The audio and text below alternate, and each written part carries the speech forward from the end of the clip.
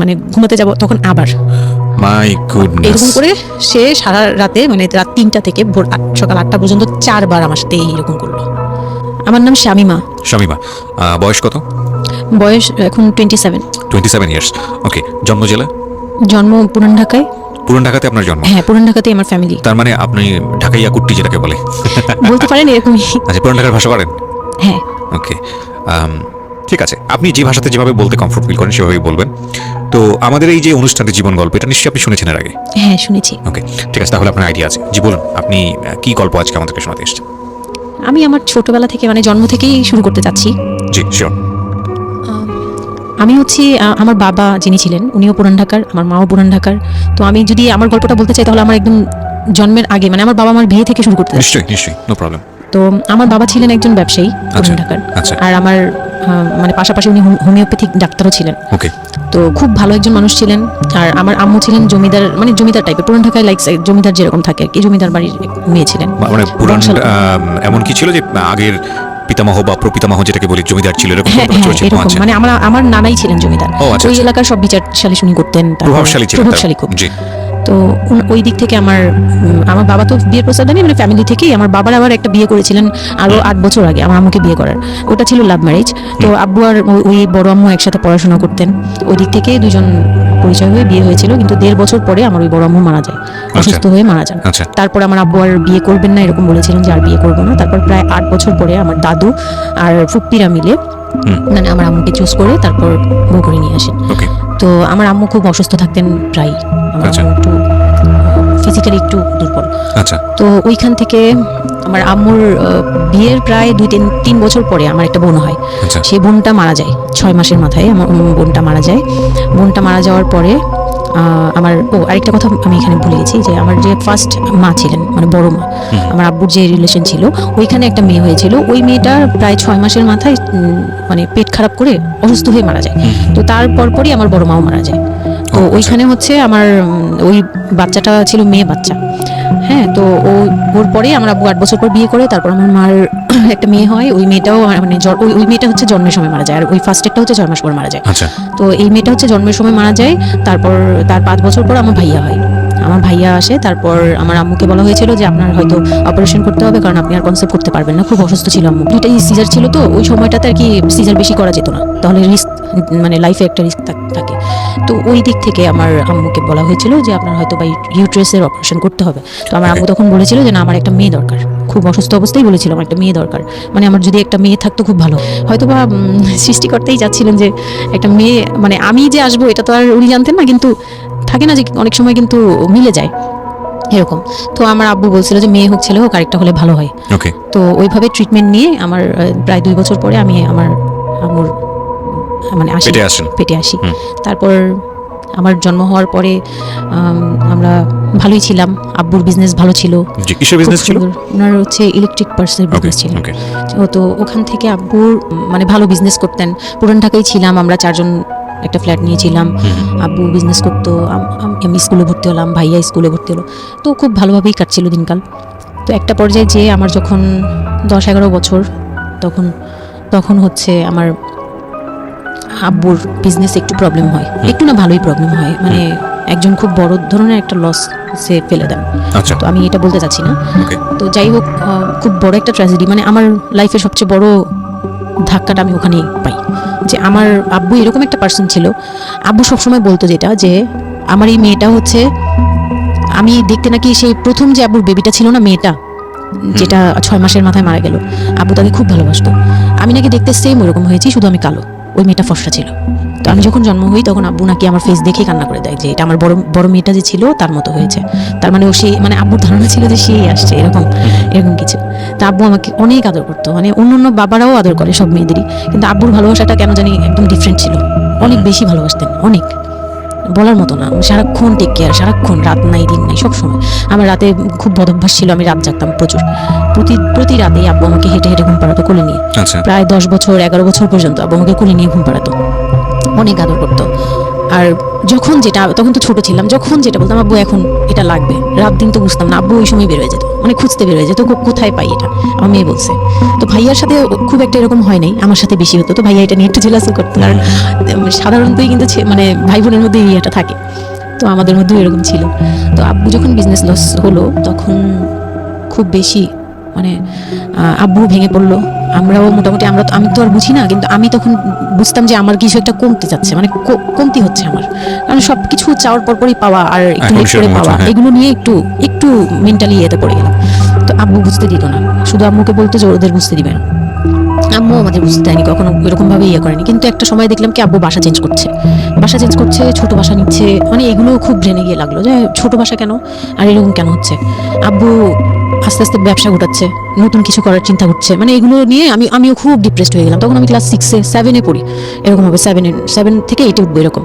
তো আব্বু সবকিছু গুটিয়ে চলে যাচ্ছিল ওনার এলাকায়, মানে দয়াগঞ্জের ওই সাইডে, মানে আমার দাদির এলাকা যে সাইডটা, ওই সাইডটাতে চলে যাচ্ছে।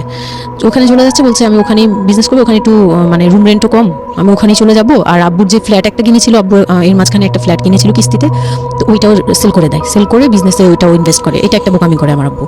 যাই হোক, উনিও বুঝতে পারে নাই। তো ওখানে যাওয়ার পরে সেখান থেকে আব্বু আর কিছু করতেই পারলো না। আর আমাকে করলো কি, ওই সাইডটা একটু মানে রাফ এলাকা, তো যে এলাকায় আব্বুরা মানে ওখানে গেল একটু অন্য ধরনের, মানে একটু ইফটিজিং বেশি হয়, এইসব প্রবলেম ফেস করতে। আর আব্বু তো আমাকে বাসা থেকে বের হতে দিত না, আর ওই সময় আমাকে বোরকা পরাতো তখন 10-11 বছর বয়স, কিন্তু ওই সময় আমাকে বোরকা পরাতো। তো ওই দিক থেকে চিন্তা করেছে যে এখান থেকে স্কুল চেঞ্জ করতে হবে, এইটি উঠে যাচ্ছে মেয়েটা, তো এখান থেকে স্কুল না চেঞ্জ করে ওর মামার বাসায় থাকুক, আমার ছোট মামার বাসায় আর কি। আমরা তো নানু বাড়ি তো আমার ওইখানেই বংশাল সাইডে আর কি, তো ওইখানে আমার মামা বাসায় নানু বাড়িতে রেখে আমার আব্বু যায়, কিন্তু রাখতে চায় না প্রথমে। আমার আম্মু খুব রিকোয়েস্ট করে যে এখানে ভালো থাকবে, আর আমার মামা ওইখানকার, আবার নানার পরে আমার মামাই ওখানে মোটামুটি প্রভাবশালী, মানে নানার যে প্রভাবটা ওটা আমার মামা পেয়েছে, মানে ওখানে বিচার যাওয়া হয় সব মামা করে, এখনো করে। তো ছোট মামার বাসায় গেলাম, মামি আমাকে খুব আদর করতেন, মামি আমাকে অনেক স্নেহ করেন, সত্যি কথা এখনও অনেক স্নেহ করেন, কিন্তু আমার যাওয়া হয় না, এটা আমি পরে বলছি। তো ওখানে ছিলাম, মামার বাসায় গেলাম, খালার ছেলে, বড় ছেলে, হ্যাঁ, উনি হচ্ছে আমার মানে মামার বাসায় আসছে হঠাৎ করে, আমি জানতাম না যে কেন আসছে, মাঝে মাঝে দেখা হলে সালাম দিতাম। কি নাম ওনার? ওনার নাম রিপন। ওকে। তো উনি হচ্ছে আমার মামার বাসায় আসছে। আপনার খালাতো ভাই? খালাতো ভাই, উনি আমার খালাতো ভাই, উনি আসছে। তো অনেকদিন পর আর কি আসছে। আমি তখন 9-এ পড়ি, পহেলা বৈশাখ ছিল, আমি 8 থেকে 9-এ উঠে গেছি পহেলা বৈশাখ। তো ওই সময়টাতে তাকে দেখলাম যে সে আমাদের বাসায়, রিপন। হ্যাঁ। তো আমি সালাম দিলাম, ভাইয়া কেমন আছেন, কারণ উনি আমাদের অনেক সিনিয়র। আপনি তখন ক্লাস 9-এ পড়েন? হ্যাঁ, 8 থেকে 9 আর কি। 8 থেকে 9, ওকে। হ্যাঁ, তো ওই সময় আমি দেখে বললাম, ভাইয়া কেমন আছেন, চা খাবেন? তো আমার মামা বললো হ্যাঁ, চা বানিয়ে নিয়ে আসো। তো আমি গিয়ে পরে শুনি যে আমার মামাতো ভাই আমাকে বলতেছে যে আমার মামাতো ভাই আবার আমার একদম মানে আপন ভাইয়ের চেয়েও বেশি বলবো, কারণ ওর সাথে আমি সবকিছু, মানে ও আর আমি একসাথে বড় হয়েছি, কখনো মনে হয়নি যে এটা আমার মামাতো ভাই, নিজের ভাই মনে হতো। তো আমার বলতেছে যে তুই তো এখন আন্টি হয়ে যাবি, মানে দুষ্টুমি করতেছে যে তুই তো এখন বড় ভাবি হয়ে যাবি, হ্যাঁ তেন। আমি বলি কেন? বলে রিপন ভাই না তোরে বিয়ে করতে চায়।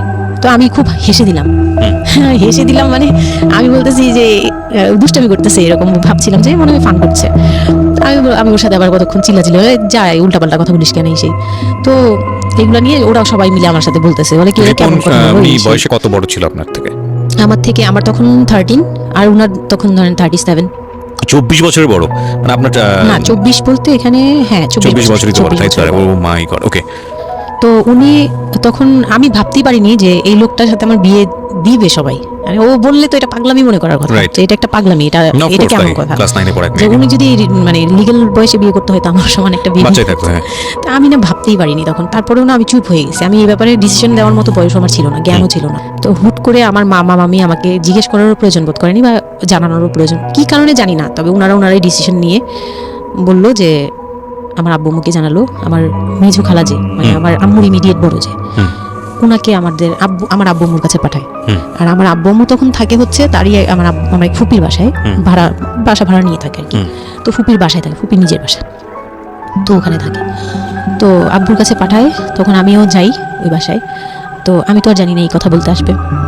আমি আবার ভাইয়ার সাথে বসে গল্প করতে থাকি, ভাইয়া ছিল, ফুফাতো বোন ছিল, আমরা একসাথে গল্প করতে থাকি। তো হঠাৎ করে শুনি যে একটু মানে আমার খালা খুব জোরে সোরে বলতেছে, মানে চিল্লাচিল্লি করে বলতেছে যে যদি এই বিয়ে না হয় তাহলে আমাদের সাথে তোদের কোনো কন্ট্যাক্ট নেই, আজকে থেকেই বন্ধু। আচ্ছা, হ্যাঁ, এই বিয়ে হতেই হবে। কেন হতে হবে? আমার আব্বু বলছে কেন হতে হবে, আমার মেয়ে তো অনেক ছোট, ও তো এই সংসারে ভার নিতে পারবে না, বলে ওগুলো আমরা দেখবো, ওরে আমরা বাচ্চার মতো পালবো। মানে উনি বলতেছে আমি দায়ভার নিলাম, আমি সবকিছু নিলাম, এইভাবে বলতেছে আমি সবকিছু দেখবো, এগুলো নিয়ে কোনো টেনশনের কিছু নেই, নিজেদের মানুষ, এর চেয়ে ভালো কোনো অফার কোনো দিন পাবা না, মানে এর চেয়ে ভালো কোনো প্রস্তাব আসবে না, এই না সেই না, সেই অনেক কিছু বলতেছে। বোনকে কনভিন্স করতেছে যে এইটা যদি তোমরা হাতছাড়া করো তাহলে আর কখনো মেয়ের জন্য ভালো কিছু পাবা না, আর আমাদের সাপোর্ট তো জীবনেও পাবা না, তোমাদের একটা সাইড পুরো বন্ধ হয়ে যাবে, মানে আমরা আমাদের সাথে তোমাদের একদম রিলেশন শেষ, তোমাদের মেয়ে এখনই রেখে যাবো, তোমরা কি করবা করো। তো আমার আব্বু ওই দিক থেকে একটু দুর্বল ছিল, পরে আমি এটা শুনে কান্না করে দিছি, মানে সাথে সাথে কান্না করে দিছি। তো আমার ভাইয়াও বুঝছে, আমাকে নিয়ে ছাদে চলে গেছে, আমার ফুফাতো বোন, ভাইয়ার এক খুব ক্লোজ ফ্রেন্ড ছিল, ছোটবেলার বন্ধু, সেও আমাকে খুব আদর করতো বোনের মতো, সেও গেল উপরে, বলতেছে আব্বু তুই কান্না করিস না, আমরা দেখতেছি কি করা যায়। তো আমার ভাইয়া বলতেছে ওরে কি আমি ওরে নিয়ে কোথাও পালিয়ে যাই, আমার মনে হচ্ছে যে আমি ওকে নিয়ে এখন কোথাও পালিয়ে যাই, যে রিপন ভাই এটা কিভাবে পারে, কিভাবে এটা বলতে পারে যে বিয়ে করবে ওকে। তো আমি খুব কান্নাকাটি করছিলাম, আমার খালা চলে গেল, খালা চলে যাওয়ার পরে আমার ভাইয়া আব্বুকে যে কি বলছে জানি না, আব্বু আবার ছাদে আসছে, আমি কান্না করতেই আসি, মানে তখন কন্টিনিউ কান্না করতেছি। তো আমার আব্বু ছাদে এসে যেটা বললো যে, আমার আব্বু তখন বললো যে বলে আমি তোমাকে নিয়ে মানে বনে চলে যাবো দরকার পড়লে, কিন্তু আমি ওর কাছে তোমাকে দিব। তো আমি দেখলাম যে আব্বু ফিজিক্যালি, মেন্টালি, আর্থিকভাবে সব দিক থেকে দুর্বল, এখন আমাকে নিয়ে যদি বের হয় সে পারবে না, এটুকু বুঝলাম, তার দ্বারা সম্ভব না এটা। পরে আমাকে বললো যে তুমি যদি রাজি থাকো তাহলে আমার কোনো আপত্তি না, যদি তুমি বলো যে না আব্বু আমি রাজি না, তুমি শুধু একবার বলো, তাহলে আমি তোমাকে নিয়ে বের হয়ে যাবো, আমরা বাবা মেয়ে কই থাকবো কেউ জানার দরকার নেই। আপনার মার কি ভূমিকা ছিল এই সময়? আমার মা তখন বলতেছে যে দিবে, আমার মা ইচ্ছা ছিল যে দিবে, কারণ আমার মা তখন এই জিনিসটা বুঝে না, মানে আমার মা এমনিতেও অনেক সহজ সরল, সত্যি কথা বলতে ওনার দোষ নেই, এটা সেইটা বুঝতো না যে এই যে ডিস্টেন্সে বিয়ে দিলে এই বিয়েগুলো টিকে না, বা 24 বছর বয়সের ডিফারেন্স, এগুলো নোট করবেন, এবং খুব ইম্পর্টেন্ট, আসলে খুব ইম্পর্টেন্ট, কারণ বয়সের গ্যাপটা, না ঠিক আছে, কিছু কিছু মানুষের জীবনে যে ব্যতিক্রম ঘটে না তা কিন্তু না, কিন্তু এই ব্যতিক্রমটা যদি আমরা উদাহরণ হিসেবে নিয়ে সবার উপর চাপিয়ে দেওয়ার চেষ্টা করি তাহলে কিন্তু সেটা সম্ভব নয়। ঠিক আছে, একটু খেয়াল করবেন, 24 বছরের ডিফারেন্স হচ্ছে ও এবং ওর খালাতো ভাই রিপনের মধ্যে। ও যখন 13 বছর তখন ওর খালাতো ভাই হচ্ছে 37। So it's a huge gap. সাধারণত বলা হয়ে থাকে 4-5 বছরের গ্যাপ ইজ ওকে, কিন্তু এর থেকে বেশি না হওয়াটাই বেটার। সেক্ষেত্রে 24 বছর, কোথায় 4-5 বছর আর কোথায় 24 বছর। হ্যাঁ, দেন হচ্ছে ওই বিয়েটা, মানে আপনি কি বললেন, এখন তো সিদ্ধান্ত আসলে আপনার জায়গায় ছিল। সিদ্ধান্ত আমার জায়গায় বলতে আমি তখন 13 বছর বয়স, তো মানে আমি তখন প্রেমও করিনি একটাও, মানে একটা এজ থাকে কিন্তু সবকিছুরই, মানে তখন দেখতাম যে আশপাশে মানে যারা কলেজে পড়ে, আমার একটা টার্গেট ছিল যে আমিও একদিন কলেজে পড়বো, আমার অনেক ফ্রেন্ড সার্কেল থাকবে, হয়তো আমার ভালো একটা রিলেশন থাকবে, বা বিয়ে হবে, এরকম সবারই একটা ইয়ে থাকে, কিন্তু ওই বয়সটাতে আমার ওইটুকু যাওয়ারও মানে ওই চিন্তাতে আমি যাইনি তখনও, যে আমি একটা রিলেশন করবো আর ওই জায়গায় বিয়ে। তো আমি আমার আব্বুকে মনে প্রাণে বিশ্বাস করতাম, তো আব্বুর উপরে ছেড়ে দিলাম। আব্বুকে আর ভাইয়াকে বললাম, যে দুজন সামনে ছিল, আমাকে বারবার জিজ্ঞেস করতেছে তুমি যদি ইয়েস বলো ইয়েস, তুমি যদি না বলো তাহলে আমি তোমাকে নিয়ে বেরিয়ে যাবো। ভাইয়াও বলতেছে বলে আমিও আপনার সাথে যাবো। তো আমি দেখতেছি আব্বু এমনিতেই 1 থেকে 1.5 বছর বা 2 বছর ধরে এরকম সার্ভাইভ করতেছে, মানে নিজে যুদ্ধ করে পারতেছে না, কাজকর্ম সব কিছু বন্ধ হয়ে গেছে, মানে বিজনেস সব গুটিয়ে ফেলছে। তারপর উনি যে এখন নিজে চলবে ওইটাই চলতে পারতেছে না, মানে খুব কষ্ট হচ্ছে আমাকে, আমার মতো, মানে আমাকে যেখানে উনি একটা রাত 24 ঘন্টা একবার হলো আমাকে দেখতে হতো, ওই জায়গায় আমার মামার বাসায় ফেলে রাখছে, প্রতিদিন হেঁটে যেত, দেখে আসতো, একবার হলেও দেখে আসতো, মানে এরকম কষ্টগুলো করছে। ওই দিক থেকে চিন্তা করে দেখলাম যে না, আমার আসলে ওনাকে প্রেশার দেওয়া উচিত না, ওনার উপর ছেড়ে দিই। তখন নাকি এটাই মাথায় কাজ করছে যে আব্বু আপনি যেটা বলবেন সেটাই। পরে তার 1 সপ্তাহের মধ্যে 14 এপ্রিল পয়লা বৈশাখ আর 23 তারিখে আমার এঙ্গেজমেন্ট হয়। এঙ্গেজমেন্ট হয়ে যায়? হ্যাঁ, ওই উনি একদম খুব তাড়াহুড়া করে যে এঙ্গেজমেন্ট হতে হবে, বিয়ে হতে হবে খুব শীঘ্রই, তো ওইভাবে এঙ্গেজমেন্ট হয়। আমার এঙ্গেজমেন্টের পরেও আমি একদম স্টপ, আমার মাথায় কিছু, তখন আমি পুরোপুরি ব্ল্যাঙ্ক, মানে আমি যে নিজের থেকে কিছু বলবো কিছু করবো আমার ভিতরে ওইগুলো আর কাজ করছিল না। স্কুলে যাইতাম, অনেক সময় যাই না, এরকম আর কি, যে যেতে ইচ্ছে করলে যাই, না ইচ্ছে করলে যাই না, এরকম হয়ে গেলাম। এঙ্গেজমেন্টের 3 মাস পরে বিয়ে হওয়ার কথা ছিল, কিন্তু ঘুরতে ঘুরতে 4 থেকে 5 মাস ইয়ে হলো। তো 2004-এ 4 থেকে 5 মাসের মধ্যে সে আমার সাথে অনেকবার দেখা করতে চাইছে, কেউ দেখা করতে দেয়নি, কারণ আমার ফ্যামিলি খুব রেস্ট্রিক্টেড ছিল এইসব ব্যাপারে, কেউ দেখা করতে দেয়নি, আর আমিও ভয় পেতাম। তো আমি খুবই ভয় পেতাম, ওনাকে অনেক ভয় পেতাম, সোজা কথা আমি ওনাকে খুব ভয় পেতাম। তো এর মাঝখানে এক ভাবি, আমার নানু বাড়িতে ছিলাম, তো মানে মামা বাড়ি, আমার মামার নিজের বিল্ডিং হচ্ছে একটা, আর নানু বাড়ি পুরোনোটা, যেটা পুরনো বাড়ি, ওখানে তো আমার সব জয়েন্ট ফ্যামিলি, মানে আমার অন্য মামারা এবং মামাতো ভাইয়ের বউরা সবাই একসাথে থাকে। তো আমার এক মামাতো ভাইয়ের বউ তাকে খুব রিকোয়েস্ট করছে যে ভাবি আপনি ওকে একটু ডেকে দেন, কথা বলবো। তো আমার মামাতো ভাইয়ের বউ মনে করছে যে সে তো তাদের তো বিয়েই হচ্ছে, তো সমস্যা কি, ডেকে দিই। তো আমাকে আর বলে নেই। প্রথমে একবার আমাকে বলছিল যে দেখা করে দিবে, তখন আমি বলছি না আমি যাবো না, আমি দেখা করবো না, আমার খুব ভয় লাগতো। তখন আমার বিয়ের মনে হয় 1.5-2 মাস আগের কথা এটা। তো আমার মামাতো ভাইয়ের বউ আমাকে ডাকছে যে কিছু একটা বলে, মানে জামা বানানো বা সামহাও এরকম কিছু একটা, অনেক বছর আগে তো ভুলেও গেছি যে কি একটা কারণে আমাকে ডাকছে সে। তো আমি গেলাম, একদম মনের অজান্তেই গেলাম। গিয়ে পরে রুমে গেছি, পরে দেখি হইলো মানে রিপন বসে আছে। তো বসে আছে দেখে না আমার একদম খুব একটা আঘাত লাগলো যে ভাবি আমাকে এইভাবে নিয়ে আসলো। আর ভাবি তো মজা করে, মানে ওনারও দোষ না, উনি ভাবতেছে যে নতুন বিয়ে হবে, ওদেরকে একসাথে করিয়ে এসি। তো উনি বললো কি আচ্ছা তোরা বস, আমি চা নিয়ে আসি, এরকম বলে উঠে গেল না। আমার আরও ভয় লেগে গেছে। আর তখন আমি গিয়ে দেখতে পারলাম যে ওই লোকটার আচরণ খুবই খারাপ। মানে আমার কাছে তখন মনে হয়েছে যে কেন মনে হলো এটা? কেন মনে হলো, হুট করে ভাবি যখন গেল, সে সাথে সাথে আমার পাশে এসে বসছে এবং আমাকে মানে খুব মানে নোংরাভাবে টাচ করতেছে। তখন আমার বয়স খুব ছোট, তো স্বাভাবিক না এটা আমার কাছে ভালো না লাগার কথাই, কারণ মানে কথা হয় আমি না। তাকে বড় ভাই জানি। এক্স্যাক্টলি, মানে কয়দিন আগেও তো সালাম কালাম দিয়ে দূরে থেকে কথা হ্যাঁ, বড় বললাম। ভাইয়া বলতাম, সবাই মানে তাকে বড় ভাইয়াটাকে আমিও বড় ভাইয়া ডাকতাম ওই ইয়ে থেকে।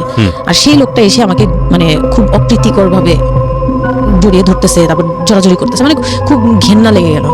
আমি খুব জোরাজুরি করে আমি বললাম আমি এখন চিল্লাচিল্লি করবো, মানে তখন আমার খুব খারাপ লাগতেছিল, তখন বললাম আমি চিল্লাচিল্লি করবো বলে আমি একটু জোরে বলছি, পরে উনি আমাকে ছেড়ে দিচ্ছে। আমি এমন দূর দিছি, একবারে সরাসরি মানে মামার বাসায় চলে গেছে, আর আসিনি। আর ওখানে গিয়ে অনেক কান্নাকাটি করছে যে এখন তো নাও করা যাবে না, আর এই লোকটা এরকম কেন, এই লোকটা তো তাহলে বিয়ের পরে, মানে আমার একটা ভয় ঢুকিয়ে গেছে যে এই লোকটা তো তাহলে আমাকে না জানি কি করবে, এরকম একটা ভয় ঢুকিয়ে গেছে। তখন তো ছোট ছিলাম, আর আমাদের ওই সময়টাতে তো এত মিডিয়া ছিল না যে আমরা এত কিছু বুঝবো যে এক্স্যাক্টলি এই আর কি। তো ওখানে তারপর 1.5 থেকে 2 মাস পরে বিয়ে হলো। এর মাঝখানে অনেকবার ফোন টোন করতো, ইয়ে করতো, আমি রেসপন্স করতাম না। তো বিয়ে যেদিন হলো, বিয়ের রাতের কথাটা কি বলবো। নিশ্চয়ই আপনার যদি মনে হয় যে বিষয়টা সামাজিকতার জায়গাটা থেকে খুব সেন্সিটিভ, একটা মেয়ের মানসিকতার জায়গাটা থেকে, যেটা আসলে এটা আমার বলার মতো শক্তিও নাই, সত্যি কথা বলতে। আমি এটাই আমার লাইফের সবচেয়ে বড় ট্র্যাজেডি, বিয়ের রাত।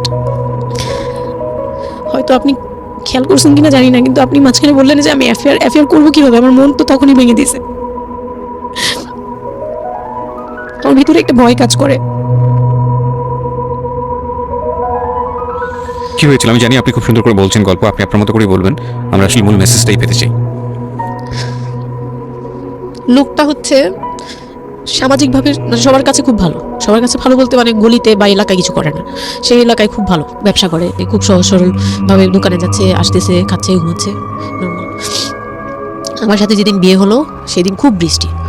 তো আমার তো ওই একদিনে আমার ভাবির রুমে, ওই দিনে আমি তার রূপ দেখে ফেলছি। তো তখন থেকে আমার তাকে দেখলে মানে গা শিউরে উঠতো, যে মনে হতো যে ভয়ঙ্কর একটা কিছু করবে।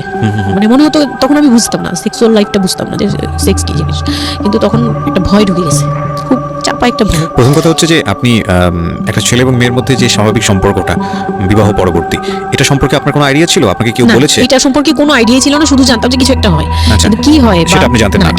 আপনাকে বিয়ের রাতে বা আগে পরেও কেউ কখনো কিছু বলে না? আমার বিয়ের আগে আমার এক ভাবি ছিল, মানে যেই ভাবির বাসায় গেছে সেই ভাবি না, আরেকটা ভাবি ছিল, উনারই বড় যা আর কি। তো ওই ভাবি আমাকে জাস্ট কানে কানে বলছে যে আজকে কিন্তু যাই হোক একদম চুপ থাকবি, আমাকে এইভাবে বলছে। শুধু এটা বলেছে? শুধু এটা বলছে, আজকে যাই হোক ভয়ানক কথা বলেছে, মানে এটা শুনলে তো আরো ভয়। যাই হোক কি হবে, বলে কিছু বুঝো না তুমি, হ্যাঁ কিছু এতই ছোট, কিছু বুঝো না, এগুলি বলতেছে। মানে আপনার মনে আরো বেশি ভয় ঢুকে গেছে? কোন ধরনের চিল্লাচিল্লি করবি না, চুপচাপ থাকবি, মানে জাস্ট হাসি মুখে এরকম করে বলছে। কিন্তু আমার কাছে একটু ভয় লাগছে তখন, যে এই লোকটা তো ওই সময় যদি এরকম মানে খপ করে জড়ায় ধরতে পারে, এই লোক কি করতে পারে, কি হতে পারে, মানে এই টাইপের একটা ভয় কাজ করছে তখন এই জিনিসগুলো বুঝতাম না, মানে ফিজিক্যাল রিলেশন বা এগুলি এই সম্পর্কে কিছুই জানতাম না। জানতাম যে কিছু একটা হয়, হাজব্যান্ড ওয়াইফে কিছু হয়, কিন্তু কি হয় এটা জানতাম না, এরকম ছিল। তো নর্মালি যখন বিয়েটা হলো, কমপ্লিট হলো, সে তো মানে কতক্ষণ রুমে যাবে এরকম। একটু পজ দিচ্ছি আমি এখানে, কারণ আমি জানি যে ম্যাক্সিমাম আমি গেস করছি এখানে, কারণ এখানে যারা শুনবে বা এই মুহূর্তে যারা শুনছে তাদের ইন্টেনশনটাকে আমি একটু ক্লিয়ার করতে চাই।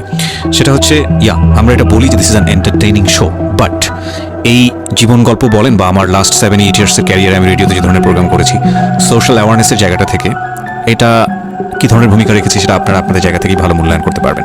বাট আমি একটু করজোরে আপনাদের কাছে একটা মিনতি করতে চাই, এই ঘটনাটাকে সিনেমা হিসেবে না দেখে, সিনেমার পর্দায় কিছু একটা ঘটতে যাচ্ছে এরকম একটা কিছু হিসেবে না দেখে, রেডিও হিসেবে না দেখে একটু নিজের জায়গা থেকে চিন্তা করে দেখবেন, বা যদি বিষয়টা এরকম হয় একটা মানবিক জায়গা থেকে একটু চিন্তা করে দেখবেন।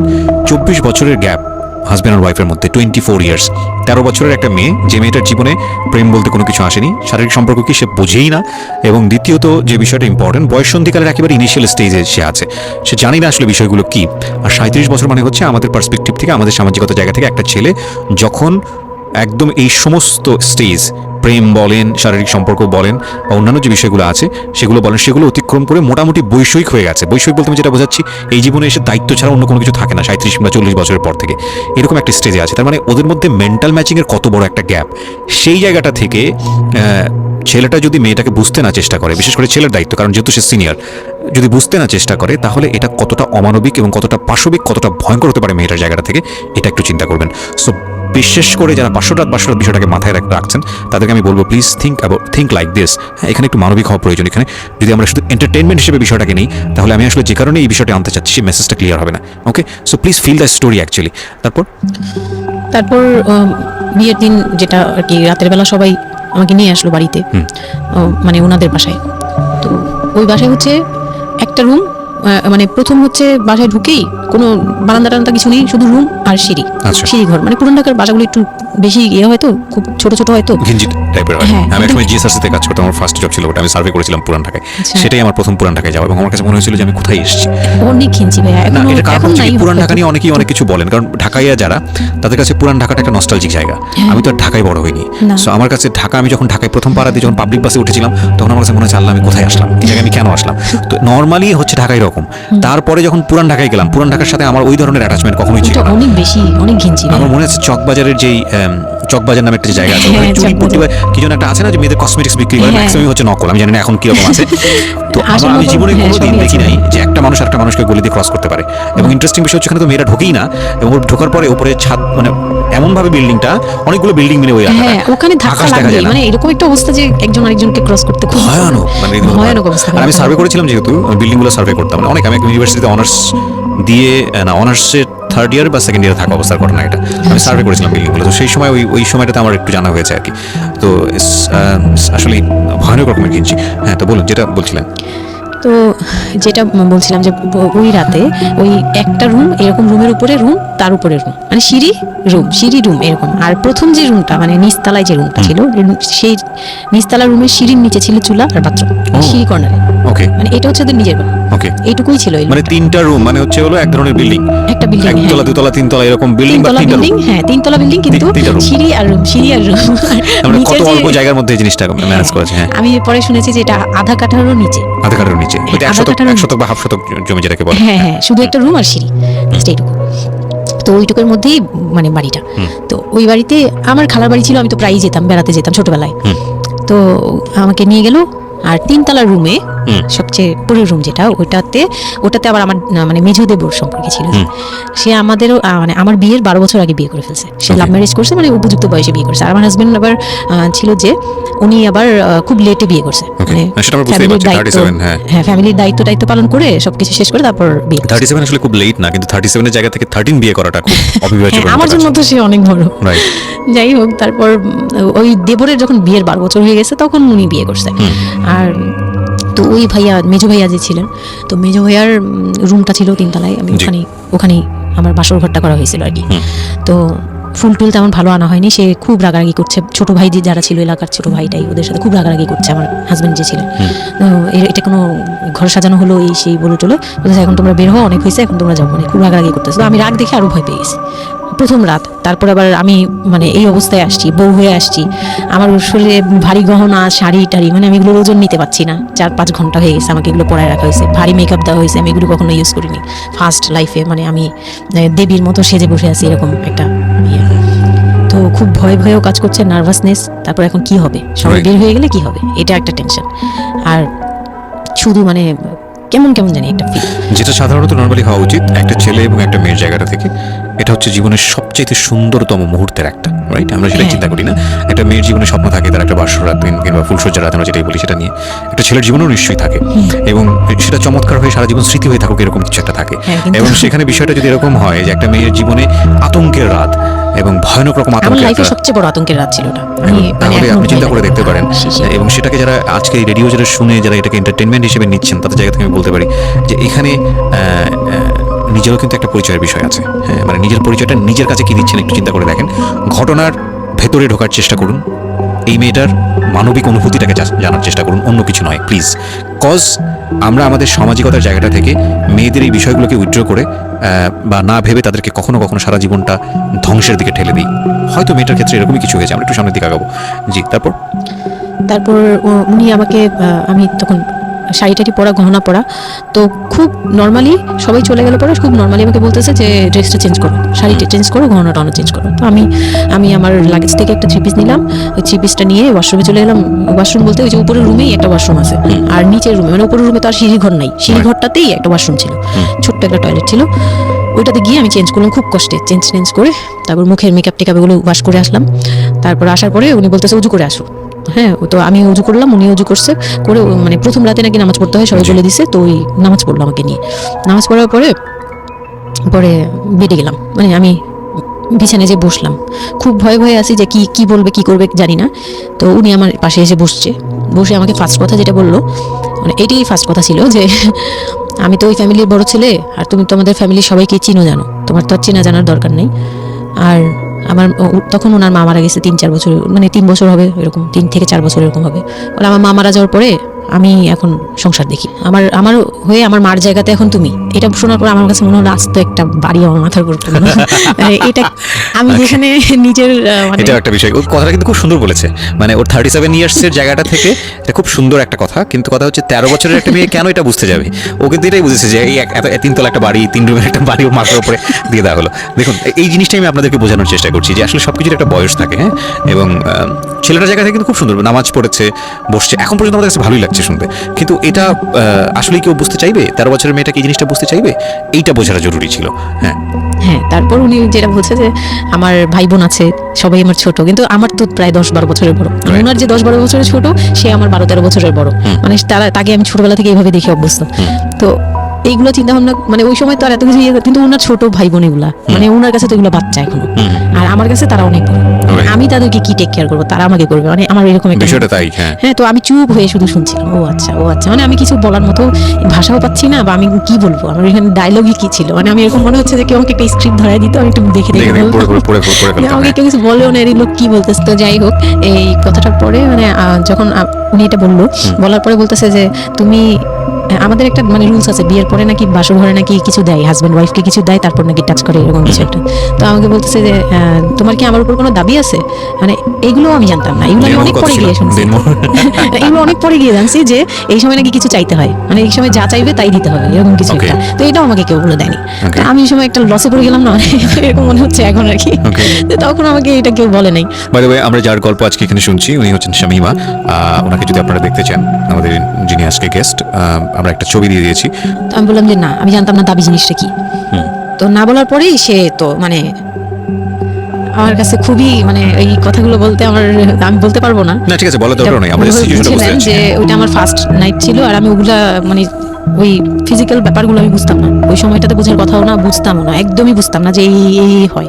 তো যখন উনি শুরু করলো, শুরু থেকে শেষ পর্যন্ত মানে খুব অল্প সময়ের মধ্যে খুব অমানবিকভাবে,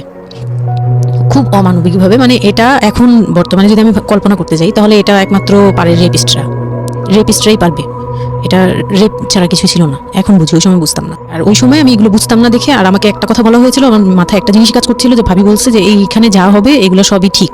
হ্যাঁ, এখানে যাই হোক, মানে ভেঙে বলেনি, বলছে তোর সাথে আজকে যা হবে এটি ঠিক, আর এটা মেনে নিতে হবে, আর এটা যদি না মেনে নিস তাহলে মানে এই ধরনের একটা বলছে যে এটা আজকের রাতের কোনো চিল্লাচিল্লি করা যাবে না। তো আমিও চুপ করে, আমার কাছে মনে হচ্ছিল কেউ আমাকে ছুরি দিয়ে আঘাত করতেছে, মানে মনে হচ্ছিল যে কেউ আমাকে ছুরি দিয়ে আঘাত করতেছে, আর আমি ব্লাড দিয়ে পুরো, মানে আমার শরীরে সব ব্লাড বের হয়ে যাচ্ছে। আমার এরকম মনে হচ্ছে যে আমার শরীর থেকে সব ব্লাড বের হয়ে যাচ্ছে, আমি মানে গরু কাটলে যেরকম করে না, আমি এরকম কাঁপতেছি, ওরকম কাঁপতেছি। কিন্তু সে তার কাজ করলো। আমি খুব অবাক হয়েছি যে আমি উঠে বসতে পারতেছিলাম না, সে আমাকে টান দিয়ে উঠে বসাইছে, বসায় বলতেছে ওয়াশরুমে যাও। আমি ওয়াশরুমে কীভাবে গেছি আমি জানি না, আমি খুব ধরে ধরে খুব মানে খুব কষ্টে কাঁপতে কাঁপতে ওয়াশরুমে গেলাম, ফ্রেশ হয়ে আসলাম। আসার পর আমি খুব কষ্টে যে আমি যখন বিছানায় মানে ঘুমাতে যাব তখন আবার মাই গুডনেস, এরকম করে সে সারা রাতে মানে রাত 3টা থেকে ভোর সকাল 8টা পর্যন্ত 4বার আমার সাথে এইরকম করলো। আমি আর সকালে উঠতে পারি না, মানে আমি উঠে বসতে পারি না।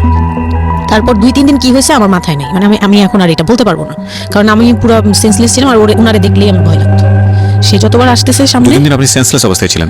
আমি জানি, মানে আমি সেন্স ছিল, কিন্তু আমি এখন গল্পটা বলতে পারবো না যে এই 2-3 দিনে কি কি হয়েছে। আচ্ছা আচ্ছা। এই 2-3 দিন আমার বৌভাত হয়েছে, আমাকে পার্লারে নিয়ে যাওয়া হয়েছে, কিন্তু আমি নিস্তব্ধ। আর তখন আমার মানে শারীরিক কন্ডিশন খুব খারাপ, কিন্তু সবাই বুঝতেছিল, কিন্তু কেউ বুঝতে দিচ্ছিল না আমাকে। মানে এভরিবডি অ্যাভয়েড দিস, মানে সবাই অ্যাভয়েড করছে, তারা পার্টিটাকে এনজয় এটা শুধু আপনার ফ্যামিলির সমস্যা, এটা আমাদের পুরো সমাজেরই সমস্যা। এটা সমাজটাই অ্যাভয়েড করে। এবং আমার মনে আছে I face huge difficulty for the first time যখন আমি রেডিওতে এই ধরনের একটা, আমি নট আজকে না প্রথম, আমি এটা আগে বিষয়গুলো খুব চ্যালেঞ্জ জায়গা থেকে আমি প্রচার করার চেষ্টা করেছিলাম। অ্যান্ড আই ফেস, এগুলো হয়তো আমার লিসনাররা কখনোই জানে না, আই ফেস হিউজ ডিফিকাল্টিস। যখন আমার প্রথম বইটা পাবলিশড হয় সেটা নিয়েও আমার একটা বড় ধরনের ডিফিকাল্টি ফেস করতে হয়েছে। একটা অদ্ভুত বিষয় হচ্ছে আমাদের সমাজে এই বিষয়গুলোকে আমরা অ্যাভয়েড করি, আমরা ঢেকে রাখতে চাই, আমরা মনে করি এটা একটা ট্যাবু, এটা সমাজে 8-10 জন মানুষের সামনে নিয়ে আলোচনা করা যায় না। একটু চিন্তা করে দেখবেন আলোচনা করা যায় না এটা কোন অর্থে?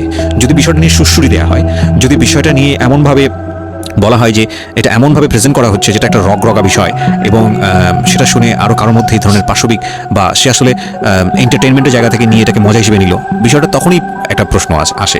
কিন্তু যদি বিষয়টা লেসনের জায়গা থেকে আসে, এটা সামাজিক শিক্ষার জায়গা থেকে আসে, যে একটা পুরুষ সে 37 বছর বয়স, সেটা আমিও হতে পারি, আপনিও হতে পারি, বা যে ছেলেটা ওনার জীবনে এসছে সে তো হয়েছেই, যে তারা যেন কখনো এরকম অমানবিক না হয়। এবং নট অনলি দিস, একটা মেয়ে যখন 13 বছরে থাকে তাকে পরিবারের এত বড় সাপোর্টের জায়গা থেকে বাবা এত ভালোবাসতো, তার জায়গাটা থেকেও কোনো একটা সাময়িক সমস্যার সমাধান করবার জন্য বা যাই হোক না কেন শেষ পর্যন্ত যে রাজি হয়েছে, এরকম এক ধরনের এটা থাকতো জবাই করা। আমি বলবো যে একটা মেয়েকে শুধু শারীরিকভাবে হয়তো সে যেই প্রবলেমটা ফেস করেছে ওই রাতে, সেটা হয়তো সে ধীরে ধীরে রিকভার করবে, কিন্তু সারা জীবনের জন্যে সে যে মেন্টালি ওই জিনিসটাকে ভয়ানক রকমভাবে একটা বাজে জায়গায় বাজেভাবে চিন্তা করা শুরু করলো মানুষের জৈবিক চাহিদার জায়গাটাতে, এটা তো একটা মানুষের থিঙ্কিংটাকে জবাই করে দেয়া, তাই না? এবং এইটা কত ভয়ানক রকমের অপরাধ, কত ভয়ানক রকমের ভুল। এবং আমাদের এই জায়গাটাতে আমাদের অনেক বেশি পরিমাণে বড় যারা আছি, সিনিয়র যারা আছি, তাদের বোঝা উচিত। প্রথম কথা হচ্ছে লিগেলি যদি আমি বলি তাহলে বিয়েটা বৈধ ছিল না, কারণ সরকার কিন্তু আমরা যতদূর জানি যে 18 নিচে বিয়ে দেওয়াকে পারমিট করে না। দ্বিতীয় কথা হচ্ছে যে মানসিকভাবে সে পরিপক্ক ছিল না। তৃতীয় কথা হচ্ছে যে যদিও বা বিয়েটা হলো, তাহলে তাকে যে একটি প্রপার এডুকেশন দেওয়া, যে এই বিষয়টা হচ্ছে এরকম, প্রপারভাবে বড় করা, প্রপারভাবে নার্সার করা, সেটার মারাত্মক রকমের অভাব ছিল। ঘটনা এখানে শেষ হয়ে যায় নাই, ঘটনা কিন্তু এখানে শুরু হলো। কারণ বাংলাদেশের অনেক মেয়ের জীবনে এরকম দুর্ধর্ষ রাত আসে, এবং এই রাতগুলো সারাটা জীবনের জন্যে তাকে বেদনার স্মৃতি, তাকে সারাটা জীবনের জন্য একটা ভয়ঙ্কর রকমের মোমেন্টের মধ্যে দিয়ে নিয়ে যায়। আমরা এগুলো নিয়ে কথা বলতে পছন্দ করি না, আমরা এগুলো নিয়ে কথা বলি না, আমরা এগুলোকে নিয়ে কথা বলাটা একটা সামাজিক জায়গা থেকে ট্যাবু মনে করি। এই ট্যাবুর ধাক্কায় কত কত মেয়ের জীবন, কত কত মানুষের জীবন, কত কত সংসার জীবন নরকে পরিণত হয়েছে, সে খবর অনেকেই আমরা রাখি না, রাখার প্রয়োজন মনে করি না। But this is a very important issue, that's why I am discussing on this. Okay, বলুন আপনি।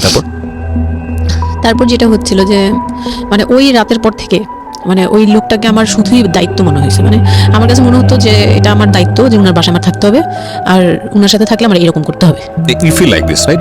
আপনি এই ঘটনা ঘটার পরে কি আপনি কারোর সাথে ডিসকাস করার সুযোগ পাননি যে না, আমি এরকম ক্লোজ কেউ ছিল না যে আপনার সাথে এরকম একটা বাজে ঘটনা ঘটছে, বা আপনি এটাকে রিকভার করতে পারছেন না মেন্টালি, বা আপনার সাথে যার বিয়ে হলো তাকেও বলতে পারছেন না যে আমার এইসব জিনিসগুলো? না, আমি ওনাকে ভালোভাবে নিতেই পারছিলাম না। সোজা কথা, আমি ওনার সাথে কোনো কিছু ডিসকাস করতাম না, বা অনেক পরে গিয়ে যখন ডিসকাস করেছিল তখন উনি আমাকে উল্টাপাল্টা বুঝ দিয়েছে। মানে পরের সময়টাতে, হ্যাঁ, ওটা হ্যাপেন্স রেগুলারলি না, র্যান্ডমলি জিনিসগুলো হয়ে যাচ্ছিল আপনার সাথে? হ্যাঁ, প্রায় মাস থেকে 2-3 মাস এরকম হলো। তারপর মানে এটা আমি বলি যে প্রথম তো 4-5 দিন তো রেগুলার হলো। তারপর আমার ব্লিডিং অফ হচ্ছিল না, আমার কন্টিনিউ হচ্ছিল ব্লিডিং। তো এক সময় যে ব্লিডিংয়ের মধ্যেও তিনি অনেক বাজে ইয়ে করেছে। তো ওর পরে আমি বাসায় যেতে চাইলে বাসায় যেতে দিত না, এভাবে ইয়ে করে ফেললো। আর ফ্যামিলিগত যে ব্যাপারটা ছিল, যে আমার ফ্যামিলি তো তখন, আমার আব্বু তো তখন একদম মানে ফিনান্সিয়ালি খুব উইক ছিল।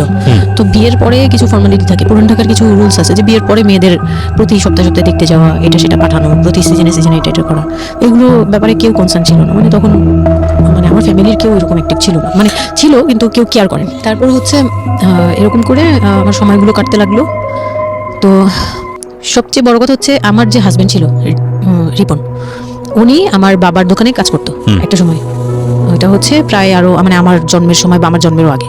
জি। হ্যাঁ, তখন নতুন নতুন আর কি কাজ শেখার জন্য আমার আব্বুর দোকানে ঢুকছে এরকম। তো আমার আব্বু তাকে ক্যাশ বুঝিয়ে দিয়েছিলেন নাকি, তখন নাকি ক্যাশ দিত। তো আমি একটু যখন 2-3 বছরের, তখন উনি দোকান থেকে বের হয়ে নিজে ব্যবসা দিয়েছে, ওখান থেকে তিনি ইমপ্রুভ করছে। তো ওখান থেকে শুরু। আর আমাকে যখন বিয়ে দিছে, মানে আমার যখন বিয়ে হয়েছে, তো ওই রিপন যিনি, ওনার উদ্দেশ্য ছিল যে আমি আমার নানু বাড়ির অংশ পাবো, মানে সম্পদ। আমার নানু বাড়ি খুব বিশাল, মানে বললামই তো যে খুব বিরাট একটা অংশ। আর ওনাদের যে অংশটা ছিল সেটা অনেক আগেই নেওয়া হয়ে গেছে। আচ্ছা। মানে ওনার দাদা বাড়ি যেটাতে ওনারা ছিল 3 রুম, ওই যে ছোট ছোট 3টা রুম উপরে ওই বিল্ডিংটা তোলার পরে আমার মামা ওই অংশটা কেটে রাখছে, মানে আমার মামা রেখে দিয়েছে। আচ্ছা। আর আমাদের যে অংশটা ছিল তার লোকটা ছিল যে ওই বাড়িতে আমি একটা রুম হলেও পাবো। ওকে। হ্যাঁ, তো আমার আম্মু তো আর ওটা নেয়নি। তো আমার হাজবেন্ডের ইয়েটা ছিল, টার্গেটটা ছিল যে ওই বাসায় একটা রুম হলেও পাবে। আর পুরানটাকে একটা রুম মানে অনেক কিছু, মানে ওখানে তো প্রায় 1 কোটি টাকা দাম কাঠা। তো একটা রুম মানে 1 কাঠা না হোক, আধা কাঠা হোক, 50 লাখ টাকা হোক আমার আসবে, এরকম একটা টার্গেট ছিল তার। তো আর বিয়ের সময় তো অনেক কিছু নিয়ে, মানে গহনা টহনা নিয়ে, ফার্নিচার নিয়ে নানান কথা তো শুনতে হয়েছে, ওগুলোও ফেস করছি। মানে ওগুলো খুব পেইনফুল ছিল ওগুলো, কারণ আমি তখন এত কিছু বুঝি না। আমি তখন মাত্র মানে জামা কাপড় বানাই, ঘুরি ফিরি, খাই দেই, ব্যাস ওই পর্যন্তই। আমি কারো জিনিস নিয়েও মাথা ঘামাই না। ওখানে আমার উপরে প্রেশার আসছে যে আমার ফার্নিচার এমন কেন, আমার গহনা এমন কেন, তুমি বাসায় বলো না কেন, তোমার খাট এখনো আসতেছে না কেন। আমার বিয়ের পর খুব বৃষ্টি ছিল তখন, মানে আমার ফার্নিচার, আমার চাচা ছিল ফার্নিচারের ওনার বিজনেস। তো আমার চাচার ফ্যাক্টরি থেকেই সবগুলো ফার্নিচার আসবে। তো ওনারা বলতেছে যে জাস্ট একটা কারণেই লেট হচ্ছে, রোদ পাচ্ছি না, রোদ পেলে তারপর কাঠগুলো শুকাবে, তারপরে হ্যাঁ, মানে জয়েন্ট দিলেই এখন এটা ফেটে যাবে, এখন জয়েন্ট দিলে প্রবলেম হবে। এই জিনিসটা ওরা বুঝতেছে না। ওরা বলতেছে কেন দেরি করছে, নাকি ফাঁকিয়ে দিচ্ছে, নানান ধরনের কথা তৈরি করতেছে। আর এই দিক দিয়ে আমি পেইন খাচ্ছি, ওই দিকে এক পেইন, মানে রাতে গিয়ে এক পেইন, দিনের বেলায় পেইন। মানে আমি পুরো মানসিকভাবে, মানে বলে না যে আমি হয়তো বা প্যারালাইজডের মতো হয়ে গেছিলাম, আমার মানসিক ভাবটা। জাস্ট শুনি আর শুনি, কিছু বলতে পারছি না এরকম। আর বাসায় গিয়ে তো কোনো কিছু বলি না, কারণ আব্বু অসুস্থ। আব্বু মেন্টালি অনেক, আব্বু যখনই জিজ্ঞেস করে তুমি ভালো আছো তো, আমি খালি হাসি দিয়ে বলছি হ্যাঁ। যতবার জিজ্ঞেস করে তুমি খুশি আছো তো, আমি হ্যাঁ। আমি এই একটা কথাই বলছি, হ্যাঁ ভালো আছি। আসলে আমি ভালো ছিলাম না, কিন্তু বুঝতে দেইনি। ওই লোকটার ছোট বোনগুলো আমার সাথে অনেক রাফ বিহেভ করছে। তো অনেক রুডলি আচরণ করেছে। আর ওনার যে ছোট ভাইটা ছিল, মানে আমার যে মেজো ভাই যেটা আর কি, ওনার আগে যেটা বিয়ে করেছে, তো ওনার ওয়াইফ ছিল আমার অনেক বছরের বড়, কারণ তাদের বিয়ে হয়েছিল 12 বছর আগে। আমার বিয়ের 12 বছর আগে তার বিয়ে হয়েছিল। আমি যখন বাড়িতে বেড়াতে আসতাম তখন মানে ভাবি রাতে খাওয়া দাওয়া এরকম, আমি ভাবি বলেই ডাকতাম, কিন্তু সম্পর্কে আমি বড় যা। কিন্তু ওনার প্রায় ওনাকে আমাকে একসাথে কোথাও দেখলে কেউ বলতো যে তোমার মেয়েটা, মানে এভাবে বলতো। তো ওই দিক থেকে ওনার একটু, এটা জেলাসি বলবো না, এটা হয় আসলে, এটা নর্মাল একটা ব্যাপার। কারণ একটা উনি অনেক এজ হয়ে গেছিল, উনি নিজের জায়গা থেকে নিজেকে একটু দুর্বল মনে করতো। আমাকে এমনিতে সাপোর্টও দিত, আবার অনেক সময় দেখে কিন্তু পেইনও দিত, অনেক পেইন দিত। কিন্তু আমি ওই সময়টাতেই কেন জানি আমি ছোট থেকে এই জিনিসগুলো বুঝতে চেষ্টা করি যে কেউ আমাকে কেন জেলাসি করছে, কারণ তার মধ্যে কোনো দুর্বলতা আছে, আমার ওইটার জন্য মায়া হয়। আমার কখনো এইটা মনে হয় না যে সে কেন জেলাসি করবে, আমি তার সাথে এখন কোচাকুচি করবো, মানে এই টাইপের মেন্টালিটি আসে না আমার। কেন জানি মনে হয় এই জায়গাটা যদি শুধরানো যেত, তাকে যদি একটু বোঝানো যেত আমি তাকে খুব ভালোবাসি বা আমি তাকে কিছু হেল্প করতে চাই, এরকম মনে হতো। তো ওই দিক থেকে আমি কিচ্ছু বলতাম না, কিন্তু সে আমাকে খুব পেইন দিত, কথাবার্তা এটা সেটা। উনি অনেক সিনিয়র পার্সন ছিল, তো কোনো গেস্ট আসলে আমাকে কিভাবে ছোট করবে, কিভাবে আমাকে অপমান করা যায়, কিভাবে কি দিয়ে, এগুলো নিয়ে সবসময় ইয়ে করতো। ওই দিকগুলো খুব পেইনফুল ছিল। তো ওগুলো যখন শেষ করলাম, মানে আমার যাকে বলতাম মাঝে মাঝে 2-1 কথা, এগুলো নিয়ে সে আবার মানে মানে এখানে সেখানে বলে আরো ব্যাপারটাকে বড় বানাতো। আমি তখন বুঝতাম না, এখন বুঝি। তো এর মাঝখানে হলো কি, আমি প্রেগনেন্ট হলাম। না, বিয়ের 1.5 মাস পরে আমি হচ্ছে কক্সবাজার যাবো। আচ্ছা। আমার হাজবেন্ড বলতেছে যে ঈদ চলে আসছে, তুমি ঈদের মধ্যে কিছু না নিয়ে আসো, ঈদের পরে আমরা কক্সবাজার যাই, এখানে কোনো খরচ টরচ যাতে আমাদের না হয়, হ্যাঁ এই জন্য আমরা কিছু কিনবো না। আমি বলছি আচ্ছা ঠিক আছে। তো তখন হচ্ছে বসুন্ধরা সিটি মার্কেটটা হচ্ছে নতুন হয়েছে। তো উনি বলতেছে আমরা বসুন্ধরা সিটিতে যাবো শপিং এ, কিন্তু উনি যেটা বলতেছে যে আমার মানে বসুন্ধরা সিটিতে যাবে, কিন্তু আমাকে যে কিছু কিনে দিবে না এটা আমি জানতাম না। তো ওনার সাথে আমি গেলাম, প্রায় 20 থেকে 25 হাজার টাকা শপিং করলো। ওগুলা হচ্ছে সব ওনার বোন জামাই, বোনের বাচ্চা কাচ্চা, মানে ফ্যামিলির জন্য আর কি, ভাই বোন। আমিও পছন্দ করে কিনলাম সবার জন্যই যা যা লাগে। কেনাকাটার পরে আমি তো তখন ছোট মানুষ, তখন তো আমার 13-14 বছর বয়স। তো আমি কখনো এমন হয়নি যে আমি ঈদে জামা কাপড় নিইনি বা জামা কাপড় নতুন জামা কিনিনি, এরকম কখনোই হয়নি। তো ওইটা আমার বিয়ের ফার্স্ট ঈদ। তো আমার একটা শখ ছিল কি যে অন্তত একটা কটন ড্রেস হলেও আমি পাবো, এরকম একটা ইয়ে ছিল আমার ভিতরে যে না আমাকে কি আর না দিবে নাকি, বলছে দিবে না, হয়তো বা ভালো কিছু দিবে না, হয়তো নর্মাল কিছু হলেও আমাকে দিবে, ঈদে তো আর পুরনো জামা পরে থাকবো না। তো আমার এরকম ধারণা ছিল। ও পুরো শপিংটা শেষ করলো সারাদিনে, আমি রোজা রেখে পুরো শপিংটা করলাম খুব চয়েস করে করে। লাস্ট মোমেন্টে যে সে আমাকে নিয়ে চলে আসতেছে, যখন সে আমাকে নিয়ে রওনা দিল মানে আমার মনটা খারাপ হয়ে গেল। আমি কিচ্ছু বলিনি, বিয়ের প্রথম ঈদ, প্রথম ঈদ এটা, তো আমি কিচ্ছু বলিনি।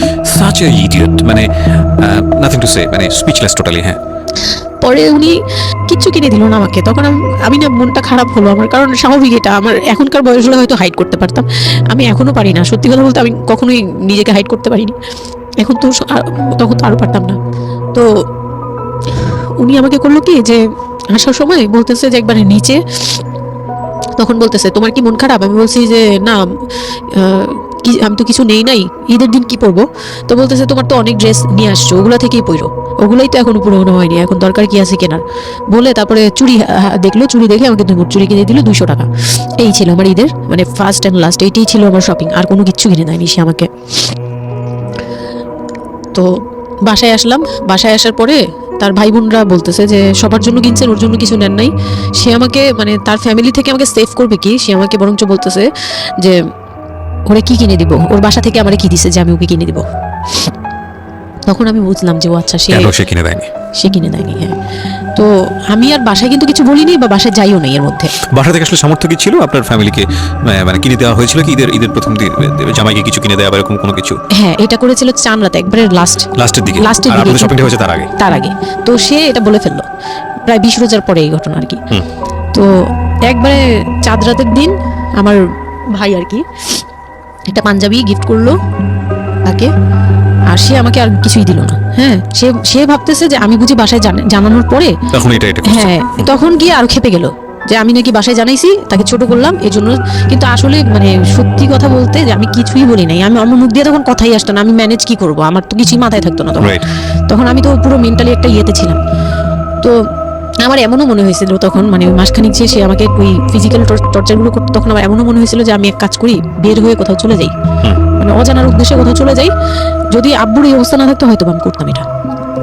সত্যি কথা বলতে একমাত্র আব্বুর কথাটা যখন মনে আসছে, চোখে ভাসছে যে আমার আব্বু তো মরে যাবে, তখন গিয়ে আর এটা করতে পারিনি, নয়তো ঠিকই আমি বের হয়ে যেতাম। তো ঈদ আসলো, ঈদের পরের দিন কক্সবাজারের উদ্দেশ্যে রওনা দিল। আর তার একটা অভ্যাস ছিল যে মানে সে কিছু দিলে বা করলে বা আমার জন্য যদি সে 2টা টাকাও খরচ করতো, এটা খুব হাইলাইট করতো, সবার সামনে তুলে ধরার জন্য চেষ্টা করতো। কক্সবাজার যাবে, সে খুব মানে ঢোল পিটাচ্ছে যে আমাকে নিয়ে কক্সবাজার, সে কিছু শপিং করে দেয়নি, এটা আবার হাইক করতেছে।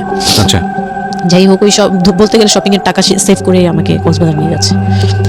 তো গেলাম কক্সবাজারে, সেখানে গিয়ে আরেক ধাক্কা খেলাম যে কক্সবাজার যাওয়ার পরে প্রথম রাত মোটামুটি ভালো ছিলাম, পরের দিন সকালে সে আমার সাথে মানে এমনভাবে মানে ফিজিক্যাল রিলেশন করতে চেয়েছে যেটা সম্পর্কে আমি অবগত ছিলাম না, মানে আমি জানতাম না যে এরকম কিছু হয়।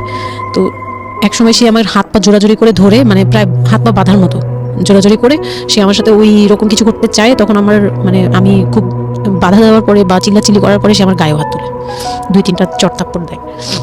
আপনাদের মধ্যে সম্পর্কের জায়গাটা কি আপনি তখনও কি ওনাকে আপনি করে বলতেন? হ্যাঁ, আমি এখনো স্টিল নাও। তার মানে বিষয়টা এরকম হয়ে গেছে যে ওই দূরত্বটা বিয়ের পরে ছিল, এবং সেই দূরত্ব থাকা অবস্থায় ও এই জিনিসগুলো প্র্যাকটিস করে যাচ্ছে ওর মতো করে, এবং সেখানে যখন ও সাকসেসফুল হতে না পারছে তখন সে আপনার গায়ে হাত তুলছে, তাই তো? সেটাই। হ্যাঁ, তারপর আর সবচেয়ে বড় কথা হচ্ছে সে তার জায়গাটা, সে তার চাওয়াগুলো সব পূরণ করতেছে, বাট আমার দিকটা দেখছে না। এবং সে যে শুধু আমার না, মানে সে মানুষটাই এমন, আগে বুঝি নেই, পরে অনেক ধীরে ধীরে গিয়ে পরে বুঝতে পেরেছি যে উনি সম্পূর্ণ সেলফ সেন্টার, মানে নিজে যেটা অধিকার সেটা সে আদায় করে নিবে, তার বাকিগুলো নিয়ে তার কোনো কি হচ্ছে বা কার কি হচ্ছে এটা দেখার বিষয় না, এটাই মেন্টালিটি।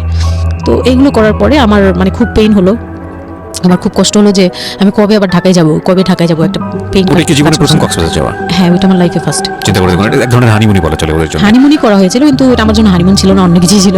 আচ্ছা, খুব পেইনফুল ছিল। ওকে, যাই হোক, আমি খুব ভয়ে ছিলাম যে এখানে আমাকে মেরে ফেললেও কেউ জানবে না, এরকম একটা ফিল ছিল আমার ভিতরে। একটা জিনিস চিন্তা করতে পারেন, প্রত্যেকটা মোমেন্ট একটা মানুষ, একটা মেয়ের সাথে, একটা ছেলের সঙ্গে বসবাস করছে একটা মেয়ে, এবং তাদের স্পেশাল মোমেন্টসগুলো তার জন্য ভীতির কারণ। সে হয়তোবা তখন এরকম মানে চিন্তা করছে যে এই স্পেশাল মোমেন্টটা যেন না আসে, ওর সঙ্গে স্পেশাল টাইমটা যেন আমি না হয়, রাত যেন না হয়। বিষয়গুলো তো এরকমই ছিল, কারণ ওর জন্য কিন্তু এগুলো ভয়ানক রকমের টর্চার।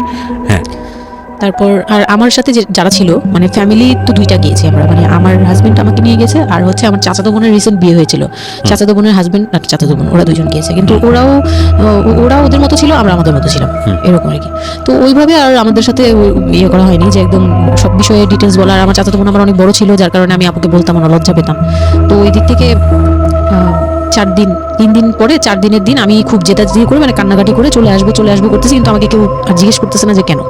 মানে আমার বোন জামাইও বিষয়টা খেয়াল করেনি, আমার বোনও খেয়াল করেনি যে আমি কেন বারবার চলে আসতে যাচ্ছি। হ্যাঁ, এত সুন্দর একটা ওয়েদার, এত ওরা তো খুব এনজয় করছিল হয়তো বা মানে আমি তাদের এনজয়মেন্টে বাধা দিলাম, এরকম আর কি। তো খুব কান্নাকাটি করে ওই রাতেই আমি চলে আসবো। আমি বলছি তোমরা সবাই থাকো, আমি চলে যাই, মানে এইভাবে কান্নাকাটি করছি। আমি থাকবোই না, আমি আর একটা রাত এখানে থাকবো না। আমার কাছে মনে হচ্ছে তাও এলাকার ভিতরে তো থাকবো, যাই হোক, কিন্তু এখন তো আমি বাইরে আছি, অনেক দূরে। আমার কাছে এরকম মনে হচ্ছিল যে আমি যদি মরে যাই, আমি যদি যে কোনো সময় মারা যাবো, এরকম মনে হচ্ছিল। তো আমি ওই সময় বলাতে ওরা সবাই মিলে চলে আসছে, সবার মন খারাপ যে আমার জন্য চলে আসতে হলো তাদের। তো ঢাকায় আসলাম। ঢাকায় আসার পরে ঈদের ছুটির শেষে সে তার মতো করে বিজনেস করতেছে, আমি আমার মতো ঘরে ছিলাম। 2-3 মাস গেল, কোরবানি ঈদ আসলো, প্রথম কোরবানি ঈদ। কোরবানি ঈদের সময় যেটা হলো সেটা হচ্ছে আমার মামার বাসা থেকে মাংস, মানে কোরবানি ঈদের যে মাংসটা পাঠায়, পুরান ঢাকার একটা ইয়ে আছে যে নতুন বিয়ে হলে বাবার বাড়ি থেকে রান পাঠানো হয়, একবারে পুরো একটা রান ধরে পাঠিয়ে দেয়, বাবার বাড়ি থেকে মেয়েদের পাঠায়, মানে কোটাকুটি নেই, রানী পাঠিয়ে দেয়, একদম আস্ত পাঠায়। এটা পুরান ঢাকার রেওয়াজি, একবারে যে কয়টা মেয়ে থাকবে ওই কয়টা রান বাসায় যাবে, মানে ওই রানগুলো কেউ কাটতে পারবে না, একদম আস্ত পা ধরে দিয়ে দিবে একবারে। আচ্ছা, ইন্টারেস্টিং তো। হ্যাঁ, এটা কিন্তু পুরান ঢাকার একটা রেওয়াজ, এখনো আছে। মানে কোরবানি হলেই সঙ্গে সঙ্গে রানটা যাবে মেয়ের বাসায়। আচ্ছা, মেয়ের বাসায় যেতেই হবে এটা। তো ওইরকম আমার মানে ওরা আশা করছিল যে আমার মামা এরকম করবে, কিন্তু আমার মামা তো প্রায় অনেক বড় গরু দেয়, আর একটা দেয় না, 2টা থেকে 3টা দেয়।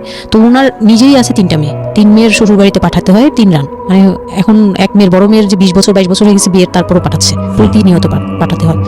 তো ওই দিক থেকে আমি যদি এখন আরেকটা নেই, তাহলে ওনার কিন্তু আরো কাউকে উকিল দিয়েছে বা আরো কোনো মেয়ে আছে, মানে আমার উকিল দিয়েছে আমার খালু দিয়েছে, আরেক খালু, আমার ওই খালা হচ্ছে আমার আম্মুর খালাতো বোন, মামাতো বোন, কিন্তু আমাদের বাসায় মানে আমার নানু বাড়িতে বড় হয়েছে দেখে আমার আম্মুর খুব ক্লোজ।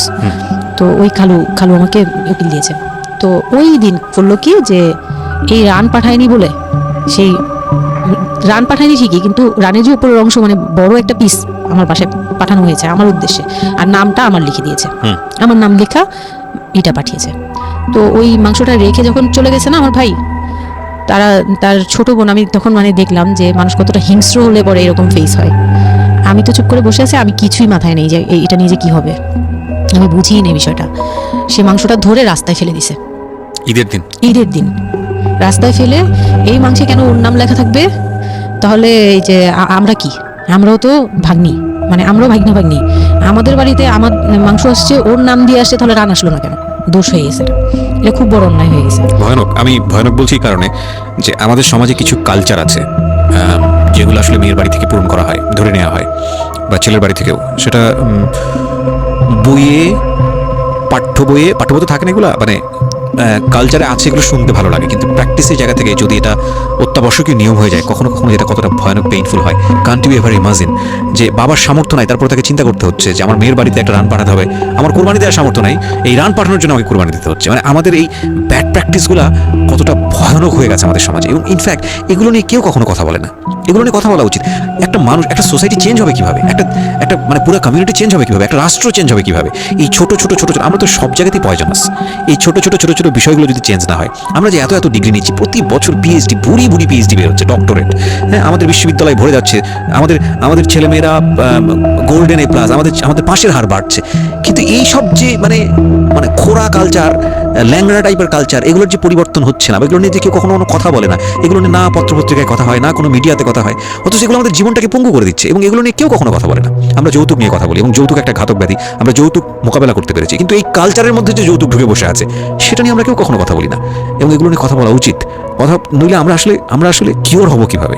আমরা যে বলি যে আমাদেরকে শুদ্ধ হতে হবে, আমরা মানুষ হিসেবে ভালো হতে হবে, বাট হাউ? আমাদের তো রন্ধ্রে প্রবলেম। সো প্রবলেমটাকে প্রবলেম বলা উচিত, অ্যাটলিস্ট কাউকে না কাউকে তো স্পিক আউট করতে হবে, এবং স্পিক আউট করলে তাহলে এই প্রবলেমগুলো সামনে আসবে, এবং সামনে আসলে এগুলো নিয়ে কিওর নিয়েও মানুষ কথাবার্তা বলবে। আমি তো জীবনে কোনোদিন শুনিও নাই, আমি জানি না পুরান ঢাকার এই কালচার যে মেয়ের বাড়িতে রান পাঠাতে হয়, এটা এখনো আছে, এবং এটা নিয়ে মোটামুটি মারামারি বাঁধার মতো অবস্থা। হ্যাঁ, এটা নিয়ে মানে এটা কোনোভাবেই মিস করা যাবে না, এরকম অবস্থা। তো আমার বাসায় কিন্তু রান আসছে, আমার বাসায় পরে রান আসছে। ওকে, ওইটা ছিল ঈদের দিন। হ্যাঁ, ঈদের দিন তারা আমাকে খুব খুব ব্যাডলি কথা শুনিয়েছে আমাকে সামনে বসিয়ে রেখে, মানে 4-5 ভাই বোন একসাথে বসে যেরকম মিটিং, মনে হয় আমি অনেক বড় একটা পাপ করে ফেলছি তার ভাইয়ের কাছে বিয়ে হয়ে। আমার পাপ হয়েছে যে আমি নাকি তার ভাইকে কিভাবে ভুলিয়ে ভালিয়ে, আমি তখন ভুলাবো কি, আমার তো ভুলানোর প্রশ্নই আসে না। আমি তখন মনে মনে মানে হাসিও পাচ্ছে, আমি অবাক হচ্ছি যে এগুলো কি বলতেছে, আমি নাকি তাদের ভাইকে হাত করেছি, এই টাইপের কি কথা বলতে, মানে আমি এখন বলতে পারবো না বুঝিয়ে।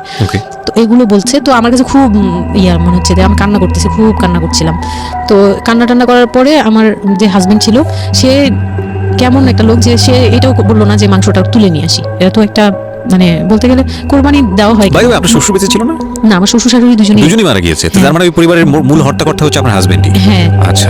তো তখন সে ওই মাংসটা নিয়ে আসলো না, ভাই বোন ফেলে দিচ্ছে, সেও তাদের সাথে তাল মিলাচ্ছে, কিন্তু আবার আমাকে সরাসরি কিছু বলছে না। কুকুর আমার দরকার, কারণ পুরান ঢাকায় তো কুকুরের অভাব নেই রাস্তাঘাটে, আমি যেটা দেখি। না, ওইগুলির ভিতরে নাই, ছিল না, ওইগুলিতে ছিল না, থাকলে হয়তো। আর এগুলো বললো তো আপনাদের যে কালচারটা, সেটা হচ্ছে পুরান ঢাকায় একটা জিনিস খুব ভালো লাগে, একটা ফ্যামিলির খবর একটা ফ্যামিলি জানে, যে এই ফ্যামিলির পরিবারে কি হচ্ছে, এই পরিবারে কি হচ্ছে। আশপাশে তো খুব মানে ওরা তো খুব লাগানো বাড়ি ঘর, তো সবাই শুনে এক দেয়াল দুই বাড়ি। তার মানে এগুলো নিয়ে কত কানাঘুষা তো হচ্ছিল নিশ্চয়ই। পুরো এলাকা, আমি কি পরিমাণ মানে লজ্জা, মানে অনুতাপ, আমাকে মানে এমন বানিয়ে ফেলছে যে আমি ওই বাড়িতে শুধু ক্লাস 9-এ পড়ুয়া একটা মেয়ে, যেখানে তার মানে রঙিন স্বপ্ন নিয়ে ডানা মেলে বাঁচার কথা, এবং ঢাকাতে বড় হয় একটা মেয়ে, ক্যান ইউ এভার ইমাজিন? সেই মেয়েটার ঈদের সময় আমরা সাধারণত দেখি যে সকালে একটা ড্রেস পরবে, দুপুরে একটা পরবে, রাতে একটা পরবে, বান্ধবীদের সঙ্গে ঘুরে বেড়াবে, এবং মানে পাংখা যেটাকে বলে ওইরকম একটা এইজ। সেই সময়টাতে তার মাংস নিয়ে টানাটানি শুরু হয়েছে, এবং তার বাড়িতে মাংস আসলো কিনা সেটা নিয়ে টানাটানি শুরু হয়েছে, এবং সে মহল্লায় বেরোতে পারছে না নিজের মুখ, এবং এভরি নাইট তার উপর ফিজিক্যাল টর্চার। এবং ক্যান ইউ এভার ইমাজিন যে আমাদের সমাজের মেয়েরা, নারীরা কতটা সহ্য করে? কেউ সুবিধাভোগী অফকোর্স, কিন্তু ম্যাক্সিমাম ফেসটাই হয়তো বা এরকম। এবং এই জন্য নারী নির্যাতন বলে যে শব্দটা না, আসলে এটার যে ব্যাপ্তি, মানে এটার যে কতটা ভায়োলেটিভ হতে পারে, এটার ভেতরে না ঢুকলে আসলে বোঝা যায় না। তারপর কি হলো?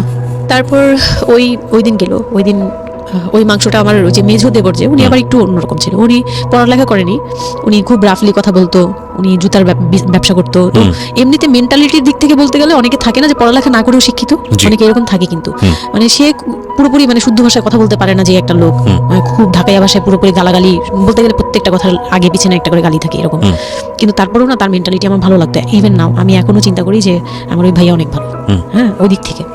তো উনি এসে এরকম দেখে বাসায় মাংসটা নিয়ে এসে রেখে তারপর খুব গালাগালি করে খুব বাজেভাবে ভাই বোনদের বললো যে তোরা আসলে মানুষই না, তোরা মানুষ হইলে এই ধরনের এই সিচুয়েশনটা ক্রিয়েট করতি না। মানে উনি ওনার মতো করে বলছে, গালাগালি করে, যে এইরকম মানুষ করে, তোরা কি ছোট লোক, জীবনে কি কখনো এগুলি দেখোস নাই, বা এগুলো কি কখনো খাস নাই, বা এখনো কি পাস না, এরকম করার কি আছে, ওর বাসা থেকে আসলে খাবি, এরকম মানে এইভাবে খুব বাজে 2-4টা কথা বলছে। তারপর তারা গিয়ে ঠান্ডা হয়েছে, আর আমার বলতেছে তুমি এখানে বসে বসে ওদের দৃশ্য দেখতেছো কেন, তুমি উপরে যাও। তখন তার বোর্ড আবার একটু জেলাস হলো যে আমার প্রতি তার কেন মানে ওই দিক থেকে আবার মানে ওইটা ওইভাবে দেখলো না যে ভাই হিসেবে বোনকে সেভ করলো, এরকম না। আমি কিন্তু এইভাবে নিয়েছি যে মনে হচ্ছিল যে আমার বড় ভাই, এটা ওদের ভাই না, আমারই বড় ভাই, আমাকে সেভ করলো। আমার কাছে এত ভালো লাগছে, আমি কিছু হলেই বলতাম ভাইয়ারে, যে বলতাম ভাইয়া দেখেন না আমার সাথে এটা বলতেছে, সাথে নেমে এই কেউ ওরে গালাগালি করছে, উনি একটু গালাগালি শুরু করে দিত, আর ওনারা সবাই ভয় পেত। মানে আমার হাজবেন্ড ভাই বোনের সাথে তাল মিলাতো, আর উনিই ছিল একটু ডিফারেন্ট। কিছু হলেই উনি বাসায় আসার অপেক্ষায় থাকতো না, উনি আসলে ওনারে বলবো, একদম সিঁড়ি দিয়ে ওঠার সময় নামার সময় ভাইয়া আজকে আমার না এটা বলছে, এই সাথে বলা বলি, মানে উনি মোটামুটি আমাকে সেফ রাখতো।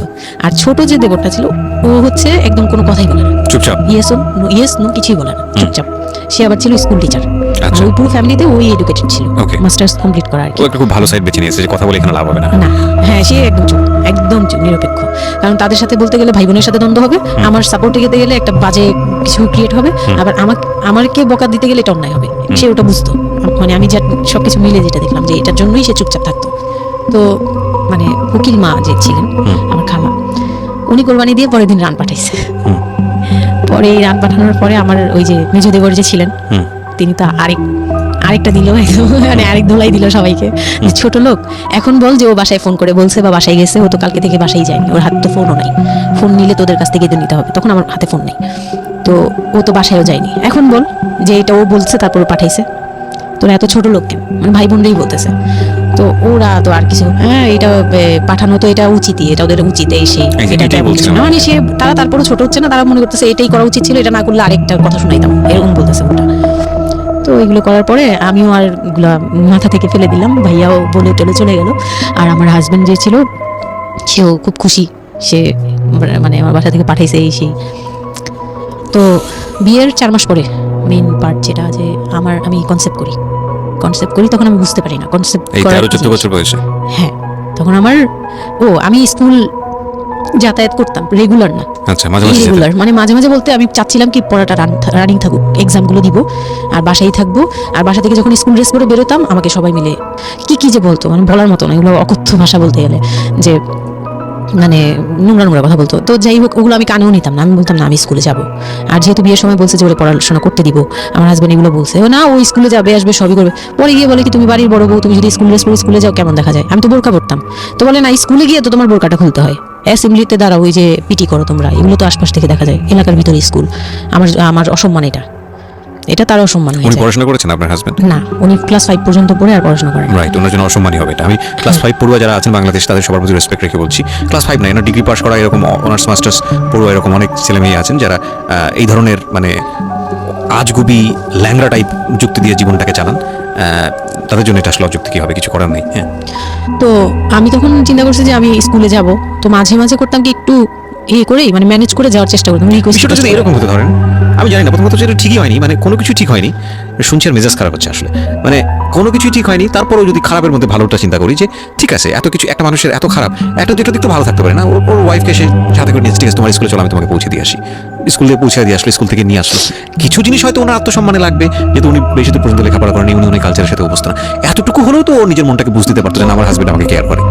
মানে স্টুপিডিটি আর কি, মানে লিমিটলেস স্টুপিডিটি যাকে বলে। তুমি অ্যাসেম্বলিতে দাঁড়াবে, সেখানে তোমার লেখাপড়া বন্ধ, বদমাইশ। তারপর স্কুল বন্ধ করে দিল। না, তখন আমি কনসেপ্ট করি, আমি বুঝতে পারিনি। আমার তখন টেস্ট পরীক্ষা চলছে স্কুলে। তো পরীক্ষা দিতে দিতে আমার মানে শারীরিক পরিবর্তন খেয়াল করলাম, যে আমার বমি লাগতেছে খুব, মানে বইয়ের দিকে তাকাতে পারছি না, খাতার দিকে তাকাতে মানে মাথা কেমন করতেছে। তখন ক্লাস 9-এ। তখন আপনি জানেন আপনি কনসেপ্ট করেছেন? না, আচ্ছা। তখনও মানে এটা সিম্পটম ফার্স্ট। তো এইরকম হওয়ার পরে রাতে 11:30-12টার দিকে আমি না খুব গড়াগড়ি করে কান্না করতেছি, জোরে জোরে, মানে খুব গড়াগড়ি করে জোরে জোরে কান্না করতেছে। আমার মাথায় নেই যে কে শুনতেছে কে না শুনতেছে এরকম। তো এটা দেখে তার বোন, যেটা বিয়ে হয়ে গেছে, সে আবার ছিল বাসায়, তো সে দেখে বলতেছে, সে আবার মানে খারাপ লাগছে তার কাছে, বলে চলো এক্ষুনি তোমার নিয়ে হসপিটালে যাবো। হ্যাঁ, ওর কি হইলো হঠাৎ করে, কি খাইছিলা তুমি, কি উল্টাপাল্টা কিছু খাইছো কি না? সেই বলছি না, আমার কেন জানি অনেক পেট ব্যথা করতে, আমি পারতেছি না সহ্য করতে, পেট জ্বলতেছে আমার খুব। তো নিয়ে গেল ডাক্তারের কাছে। তখন ডাক্তার আমার নার্স দেখে বললো যে she is pregnant. But 100% confirm করতে হবে না, না আল্ট্রাসাউন্ড এমনিতে, তবে উনি আর কি ওনার মতো করে বলছে। আচ্ছা, আর okay. তখন টেস্ট দিল একটা, যে রাতে নিয়ে যান, ইউরিন টেস্ট টাইপের একটা কিছু বাসায় করা যায়, ওই টাইপের একটা টেস্ট দিল। তো ওইটাই করলাম, বাসায় এসে করার পরে পজিটিভ আসছে, যেভাবে বলছে ওইভাবে করছি, করার পরে পজিটিভ আসছে। How do you feel? Positive আসার পরে মানে আমার কাছে যেটা মনে হচ্ছিল যে আমি মানে এতটা খুশি হয়েছি। আমি কিন্তু বিয়ে নিয়েও খুশি না, আমার মনে হচ্ছে এটাই আমার অ্যাচিভমেন্ট লাইফের। আচ্ছা, এতটা খুশি হয়েছি আমি বলতে পারবো না কেন। এটা আসলে ন্যাচারালি আল্লাহ হয়তো প্রত্যেকটা মেয়ের মধ্যে এই বিষয়টা দিয়ে দেন, যে নইলে আসলে মা কেন, মানে মা তো মাই, এটা আসলে আল্লাহ গিফটেড অফকোর্স। দেখেন, এরকম একটা ডিফিকাল্ট সিচুয়েশনের মধ্যে, যেখানে 13 বছর বয়সে ওর আসলে জিনিসটা ফিল করার কথা না, সেখানে ও ফিল করতেছে, এটা কিন্তু লজিকলেস ফিল, এবং এই ফিলটা সম্পূর্ণই ন্যাচারাল। ওকে, আমার কাছে তখন মনে হচ্ছিল কি যে আমার পেটে একটা জীবন্ত কিছু আছে, Exactly. মানে এরকম ফিল হচ্ছে। আর আমি এটাকে মানে একটা কিউরিসিটিও, যে দেখি তো কি হয়, কতদিন পরে কি হবে, মানে এটা আস্তে আস্তে বড় হবে, এটা কি করবে পেটে, এটা কিভাবে আসবে, মানে দুনিয়াতে কিভাবে আসবে, এটা এইগুলোও জানি না আমি, যে মানে এটা বড় হলে পরে এটা যে কিভাবে দুনিয়াতে আসবে। You feel like it's a game, একটা কোন একটা খেলা, মজার একটা খেলা, যে আমি একটা কিছু পাইছি, এটা নিয়ে থাকা যাবে এখন, এরকম মনে হচ্ছিল তখন। খুব মানে খুব কেন জানি খুব আনন্দ, মানে মা হওয়ার ফিল না কিন্তু, এটা মা হওয়ার ফিল না কিন্তু, কিউরিওসিটি জায়গা থেকে হ্যাঁ কিছু একটা আছে আমার সাথে, আমি এটা নিয়েই থাকবো এখন, মানে আমি একটা কিছু পাইছি এখন, আর আমি একা না, এরকম মনে হচ্ছে। তো আমি না দৌড়ে দৌড়ে বের হয়ে বললাম কি, ওই যে বোনটা আমাকে রাতে নিয়ে গেছিল ডাক্তারের কাছে, সে তো ছিল রাতে। তো আমি বের হয়ে বলতেছি কি, আপা আমার না এইরকম 2টা আসছে, মানে এই পজিটিভ স্টেপ গুলো আসে যেগুলো বলছে। পরে সে না সাথে সাথে বলে কি, এখন তো আমাদের কদর কমে যাবে আরো। প্রথম ছিল এটা, প্রথম ডায়লগ ছিল এটা, মানে মনটা খারাপ করে সে বড় নিঃশ্বাস ফেলে বলল, হ্যাঁ এখন তো আমাদের কদর কমে যাবে, আর তো এখন তো আর কম কম আশা লাগবে। আর সাথে ছোট বোনটা বলতেছে, তুমি না সময় কমে বুঝে কথা বলো না, এইগুলো তো বুঝতে হবে, মানে তাদের মতো করে তারা বলতেছে, যে পুরনো ঢাকার মানুষ যেভাবে বলে ওইভাবে বলতেছে, যে এগুলো তো বুঝতে হবে যে এগুলো প্ল্যান করা, মানে আমি ইচ্ছা করে কনসেপ্ট করছি এরকম কিছু বুঝাইছে, কিন্তু আমি তখনও না এই জিনিসটা মানে ঘোলা আমি বুঝি নাই যে ওরা কি বলতেছে দুইজনে। তা আমি বলি যা মজা তাই বলুক, আমি আমার মতো থাকি। তা আমি দৌড় দিয়ে গিয়ে আমার হাজবেন্ডকে না বললাম, এই উঠেন না। আমি তখন পর্যন্ত কিন্তু তাকে খুশি হয়ে গেছে বলিনি, ফার্স্ট তাকে খুশি মনে কিছু বলতেছি। বিয়ের 4 মাসে আমি তাকে কখনো ডাকও দিইনি, তাকে কিছু বলিও নাই, বা আমি ওনাকে কোনো রিকোয়েস্টও করি নাই, Okay. কোনো আহ্লাদও করিনি। ফার্স্ট মানে মনে হলো যে আহ্লাদ করে বলি, যে জানেন আমি এরকম আসছে আমার। তো আমি কাকে বলবো, কাকে ওদের করে খুশি করতে পারিনি, যাই রে দেখি খুশি করতে পারি কিনা। যে তাকে ধাক্কা দিছি, সে ঘুম থেকে বিরক্ত হয়ে উঠলে, এই ধাক্কা ধাক্কি করো কেন, কি হয়েছে? আমি তো মনটা হয়ে গেলাম কি, যে আমি তো এরকম আমার পজিটিভ আসছে, দেখালাম যে এই যে এটা হলে না পজিটিভ হয়, রাতে পেট ব্যথা বলছিলাম না, তো ওইটার ইয়েতে এটা আসছে। তারপরে না চুপ হয়ে তাকায় আছে, বলে কি এইগুলা কি, আমি এইগুলা কি মানে বুঝলাম না। বলে কি এইটা তো ঠিক না। আমি বলি, কি ঠিক না? তারপর বলতেছে যে এই এখন তো এগুলোর দরকার নেই আমাদের, এখন তো এগুলোর কোনো দরকার নেই। তো আমি বলি আপনি আমার স্কুল যেতে দিবেন না, আমি এবার তখন খুললাম, আপনি স্কুল যেতে দেন না, তারপরে আর আমি তো এই জিনিস মানে এটা কিভাবে কি হয়েছে আমি তো জানি না, আমি ভাবছি যে আপনি হয়তো বা কিছু করছেন, আমি জানি না।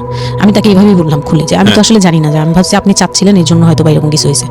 আর মানে প্রোটেকশন নেওয়াটা বা সব কিছু তার উপর ডিপেন্ড করে। তারপরে হচ্ছে এটা বলার পরে না মানে আমি আর কিছু বলার মতো ইয়েতে ছিলাম না, আমি চুপচাপ, যে ওরা কি করবে না করবে আমি কিছু জানি না।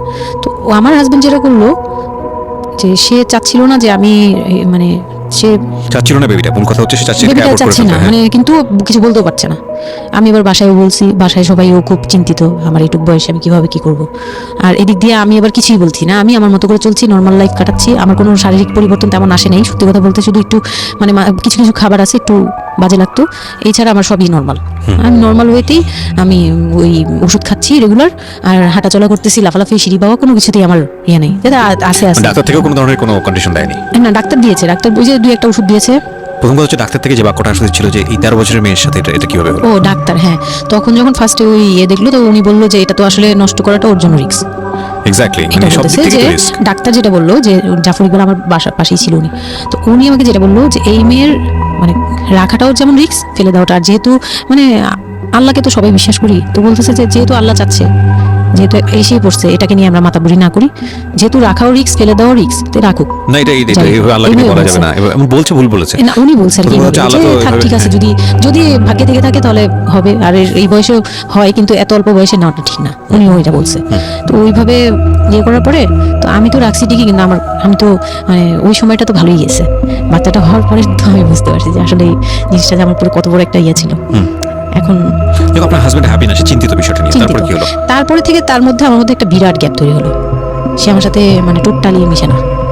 ওকে, ওই সময় থেকে যখন শুনলো রাতে 3টা-4টা বাজে আসে বাসায়, তার মধ্যে একদম পুরো চেঞ্জিং চলে আসলো হঠাৎ করেই। ওকে কি কারণে জানি না, মানে আমি নিজেও জানি না আমার কি ভুল ছিল বা কি, আমি নিজেও বুঝছিলাম না তখন। ওই সময় একদিন আসলো রাতে 3:30 না 3টার দিকে, হ্যাঁ 3টার পরে আর কি আসছে। আসার পরে আমি ওই দিন খুব খেপলাম, যে প্রত্যেক রাতে আমি একটা অসুস্থ মানুষ, আমি রাত জেগে আপনার জন্য ভাত নিয়ে বসে থাকি, আপনি প্রত্যেক রাতে এরকম লেট করে আসেন, আমার গেট খুলে দিতে হয়, আমি ঘুম থেকে উঠেও গেট খুললে আমার খুব কষ্ট হয়, সিঁড়িটা বেয়ে নেমে আমার গেটটা খুলতে হয়, আমার ভয়ও লাগে, আমি কখনো বাসায় একা থাকিনি। ওই প্রথম মানে আমাকে সে চুলে ধরে সে টেনে ও সিঁড়ি দিয়ে নামাইছে, মানে নামায় সে আমাকে বের করে দিবে এখনই, হ্যাঁ এত বড় ইয়ে হয়ে গেছে, সাহস হয়ে গেছে, এক্ষুনি বাসা থেকে বের হও। সে কিন্তু নেশাও করেনি, কিচ্ছু না, সুস্থ একটা মানুষ, এরকম করতেছে। তো তার ভাই বোনগুলো এসে বলতেছে আপনি কি মানুষজন কি বলবে, তারা মানুষজনের চিন্তা করতেছে, কিন্তু আমার যে টর্চার হচ্ছে এটা বলতেছে না। এইটা আরেকটা বিষয়, এই যেগুলো বিষয় আসলে না আমার মেজাজ খুব খারাপ হয়ে যায়। যাই হোক, আপনি যদি আনছেন আমি খুব সেন্সিটিভ একটা বিষয় একটু কথা বলতে চাই। সেটা হচ্ছে এই যে আপনারা যত মানুষজন চিন্তা করেন নিজের ঘরের ভিতরে একটা মানুষ ঠিক নাই, এটা আমি আপনাদের কথা বলছি না, এটা বাংলাদেশের সামাজিক অবস্থার চিত্র। সেটা হচ্ছে আমরা নিজের ঘরের মধ্যে অনেক সময় দেখা যায় যে আপনারা যখন ঘরের মধ্যে একটা বিপদে পড়েন, আপনার চারপাশের লোকজনকে এসে আপনার সেটা সলভ করে। তো ফার্স্ট আপনি ঘরের কথা আগে চিন্তা করেন, আপনার মেয়ে কীভাবে ভালো থাকবে সেটার কথা চিন্তা করেন, আপনার ছেলেটা কীভাবে ভালো থাকবে সে কথাটা চিন্তা করেন। এতে যদি আপনার দুর্নাম হয়ও কিছুটা, সেটা আপনার ওভারলুক করা উচিত। বরং আপনি যাদের কথা চিন্তা করে এই ছেলে মেয়েদের প্রতি খারাপ আচরণ করতেছেন, আপনার ছেলে মেয়ে খারাপ থাকার কারণে একটা সময় গিয়ে সেটা আউটব্রাস্ট হবেই। যেই মান সম্মানের কথা আপনি চিন্তা করতেছেন, সেই মান সম্মান আরও বেশি পরিমাণে ক্ষতিগ্রস্ত হবে। আমাদের সমস্যাটাই হচ্ছে এই জায়গাটায়, আমরা চারপাশের ঘরের লোকজন কি মনে করবে সেটা চিন্তা করি, অথচ চারপাশের ঘরের লোকজন কারা বসবাস করে, কোথা থেকে আসছে, কি অবস্থা, সেই খোঁজ খবর আমরা রাখি না, কিন্তু আমাদের মান ইজ্জত তাদের হাতে। স্টুপিড মানে ফিলোসফি নিয়ে আমরা আমাদের সোসাইটিতে চলি, this is a very important thing, এবং এগুলোর পরিবর্তন হওয়া উচিত। তারপরে কি হলো? তারপর এই হলো ফার্স্ট এই গেল, এইটার পরে এরপর থেকে চলতেছে কন্টিনিউ, মানে এরকম আচরণই করছে সে আমার সাথে। একটু 4 মাসের সময়টা খুব ক্রুশিয়াল একটা মোমেন্ট, খুবই ক্রুশিয়াল। হ্যাঁ সকালে উঠে আমার রুটি বানাতে হতো কন্টিনিউ, সে বাইরের নাস্তা খাবে না, তাকে রুটি বানিয়ে খাওয়াতে হবে। ওই অবস্থায় আমি মানে সকালে উঠে ঘুম থেকে উঠে রুটি বানাতাম ওর ভাই বোনের জন্য, ওর জন্য, সবার জন্য বানাতাম। এটা না আমাদের সমাজের ছেলেরা না বুঝতেই চায় না, এবং এটা নিয়ে আমাদের কোনো শিক্ষা নাই। আসলে আমি মানে দেখলাম যে এতটা বড় কিভাবে আমি আমার নিজেকে যদিও ওই কথাটা বলছি, কারণ আমি তো নিজেও বাবা হয়েছি, আমি নিজে থেকেও বুঝি জিনিসটা। মানে এই যে পরিবর্তনটা সমাজ, মানে পরিবারে যখন নতুন একজন সদস্য আসে, সবচেয়ে বড় প্রেশারটা ফিল করে হচ্ছে মা, কারণ তার লাইফ রিস্ক হয়ে যায়। কিন্তু এখানে বাবার যে দায়িত্বটা, খুব মজার বিষয় হচ্ছে, আমি আমার নিজের এক্সপিরিয়েন্সের জায়গা থেকে বলতেছি, যে বাবার দায়িত্বের জায়গাটা বোঝা শুরু হয় সন্তান দুনিয়াতে আসার পর থেকে, এবং তাও ইমিডিয়েটলি আসা। সন্তান একটু করে বড় হচ্ছে, অ্যাটাচমেন্টটা হচ্ছে, যখন নড়াচড়া সামনে দিয়ে নড়াচড়া করতেছে, একটু একটু মিস হচ্ছে, দূরে থাকতেছে, তারপরে কি মানে সন্তান যখন প্রাপ্তবয়স্ক 1 বছর 2 বছর বয়স, ওই সময় বাবা ফিলটা আসে, তুলে দেয়, তখন প্রেজেন্টটা নাই, তখন হচ্ছে বাবা ফিলটা পায়। তার আগ পর্যন্ত বাবা বুঝতেই পারে না, তো মানে আসলে কি বাচ্চাটা আমার কোত্থেকে আসলো, এই সত্য ফিলটা এরকম থাকে। এটা খুব ন্যাচারাল একটা ফিল, কিন্তু এই ন্যাচারাল ফিলটার সুযোগ নিয়ে অনেক সময় আমরা একটা অবুঝের মতো আচরণ করে ফেলি। এটারও একটা ইয়ে থাকে, মাত্রা থাকে। যেমন আপনি কতটুকু মানে কতটুকু কেয়ারফুল ছিলেন, কতটুকু ইয়ে ছিলেন, এটার কিন্তু একটা লেভেল আছে, পার্সেন্টেজ আছে, এবং এটা নিয়ে শেখানো উচিত।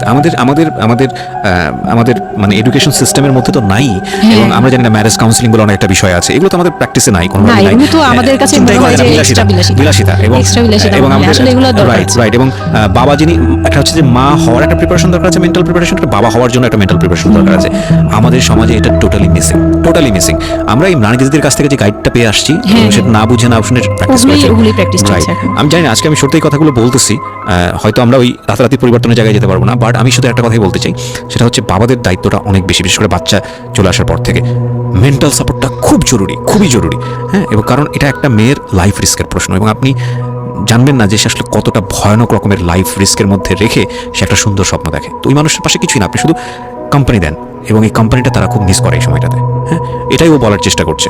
তারপর হচ্ছে যে আমার বেবি হলো হসপিটালে যখন মেয়ে হলো, তো এই রুমটাতে ঢোকার পর্যন্ত আমি খুব ইয়েতে ছিলাম, মানে রুমটাতে যখন ঢুকি তখন আমি কান্না করছিলাম, খুব ভয় ছিল যে হ্যাঁ, তখন মনে হচ্ছিল যে আমি মরেই যাই নাকি, এরকম মনে হচ্ছিল।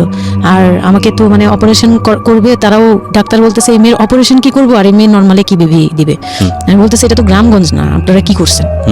আমি তখন আরো শুকনা ছিলাম, তো আর এমনিতেও বয়সও কম ছিল, আবার শুকনাও ছিলাম, দেখতে আরো পিচ্ছি লাগতো। বলতো যে অনেক দুর্বল, তো ও তো মানে ঠিক মতো টেক কেয়ারও করেন নাই বাসায়।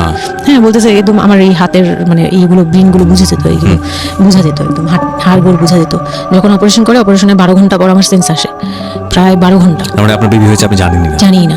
পরে আমি যখন ঘুম থেকে সিজারিয়ান বেবি, পরের দিন শুধু রাতে একটু টের পাই যে আমি আমার পাশে কেউ মানে ব্রেস্ট ফিড করছে, এইটা ফিল পাইছি। শুধু মুখের দিকে তাকাতে পারিনি, চোখ খুলতে পারিনি, কিন্তু কেউ একজন আমার পাশে শোয়া, মানে আমার হাতের উপরে একটা বাচ্চা শোয়া, এরকম ফিল পেয়েছি।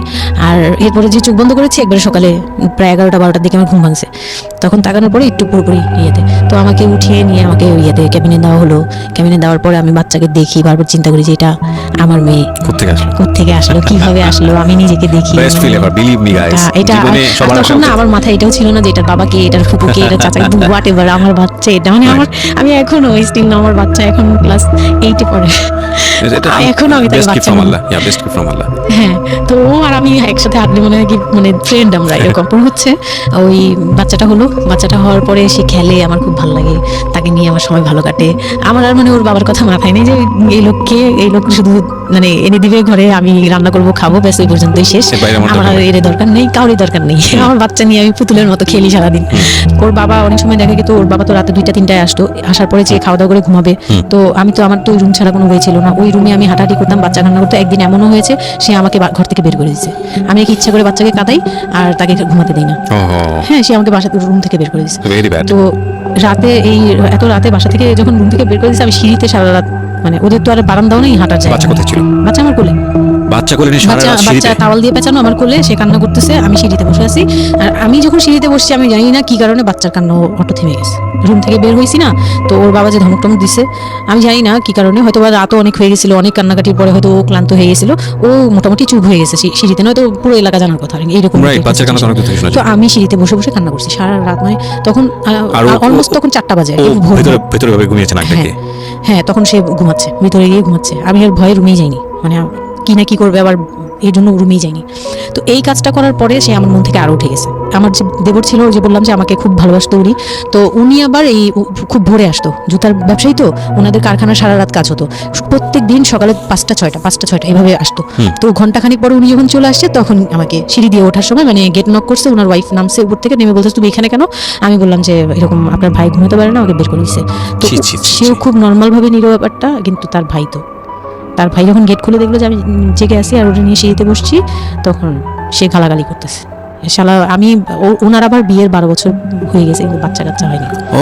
উনি আবার এই দিক থেকে খুব ছিল যে তার খুব ইচ্ছা ছিল একটা বাচ্চার বাবা হবে। ওকে, এই তো আমার কোল থেকে বাচ্চাকে নিয়ে বলতেছে তোমরা আসলে কেউ যোগ্য না, তুমি মা হওয়ার যোগ্য না, ও তো বাপ হওয়ার যোগ্য ছিলই না কোনোদিন, কিন্তু তারপরে তোমাদের ঘরে দিচ্ছে। মানে সে গালাগালি করতেছে, না আমি এতদিন ধরে ট্রাই করতেছি আমি পাচ্ছি না, আর ওরে দিয়ে দিচ্ছে, ওর মতো একটা অপদার্থ দিয়ে দিচ্ছে, মানে এরকম করে বলতেছে। তারপরে হচ্ছে এই উপরে গেলাম, উপরে যাওয়ার পরে আমি ওই রুমে গেলাম, ওরা আরও বলতেছে আচ্ছা তুমি যাও, আমরা ওকে রাখি।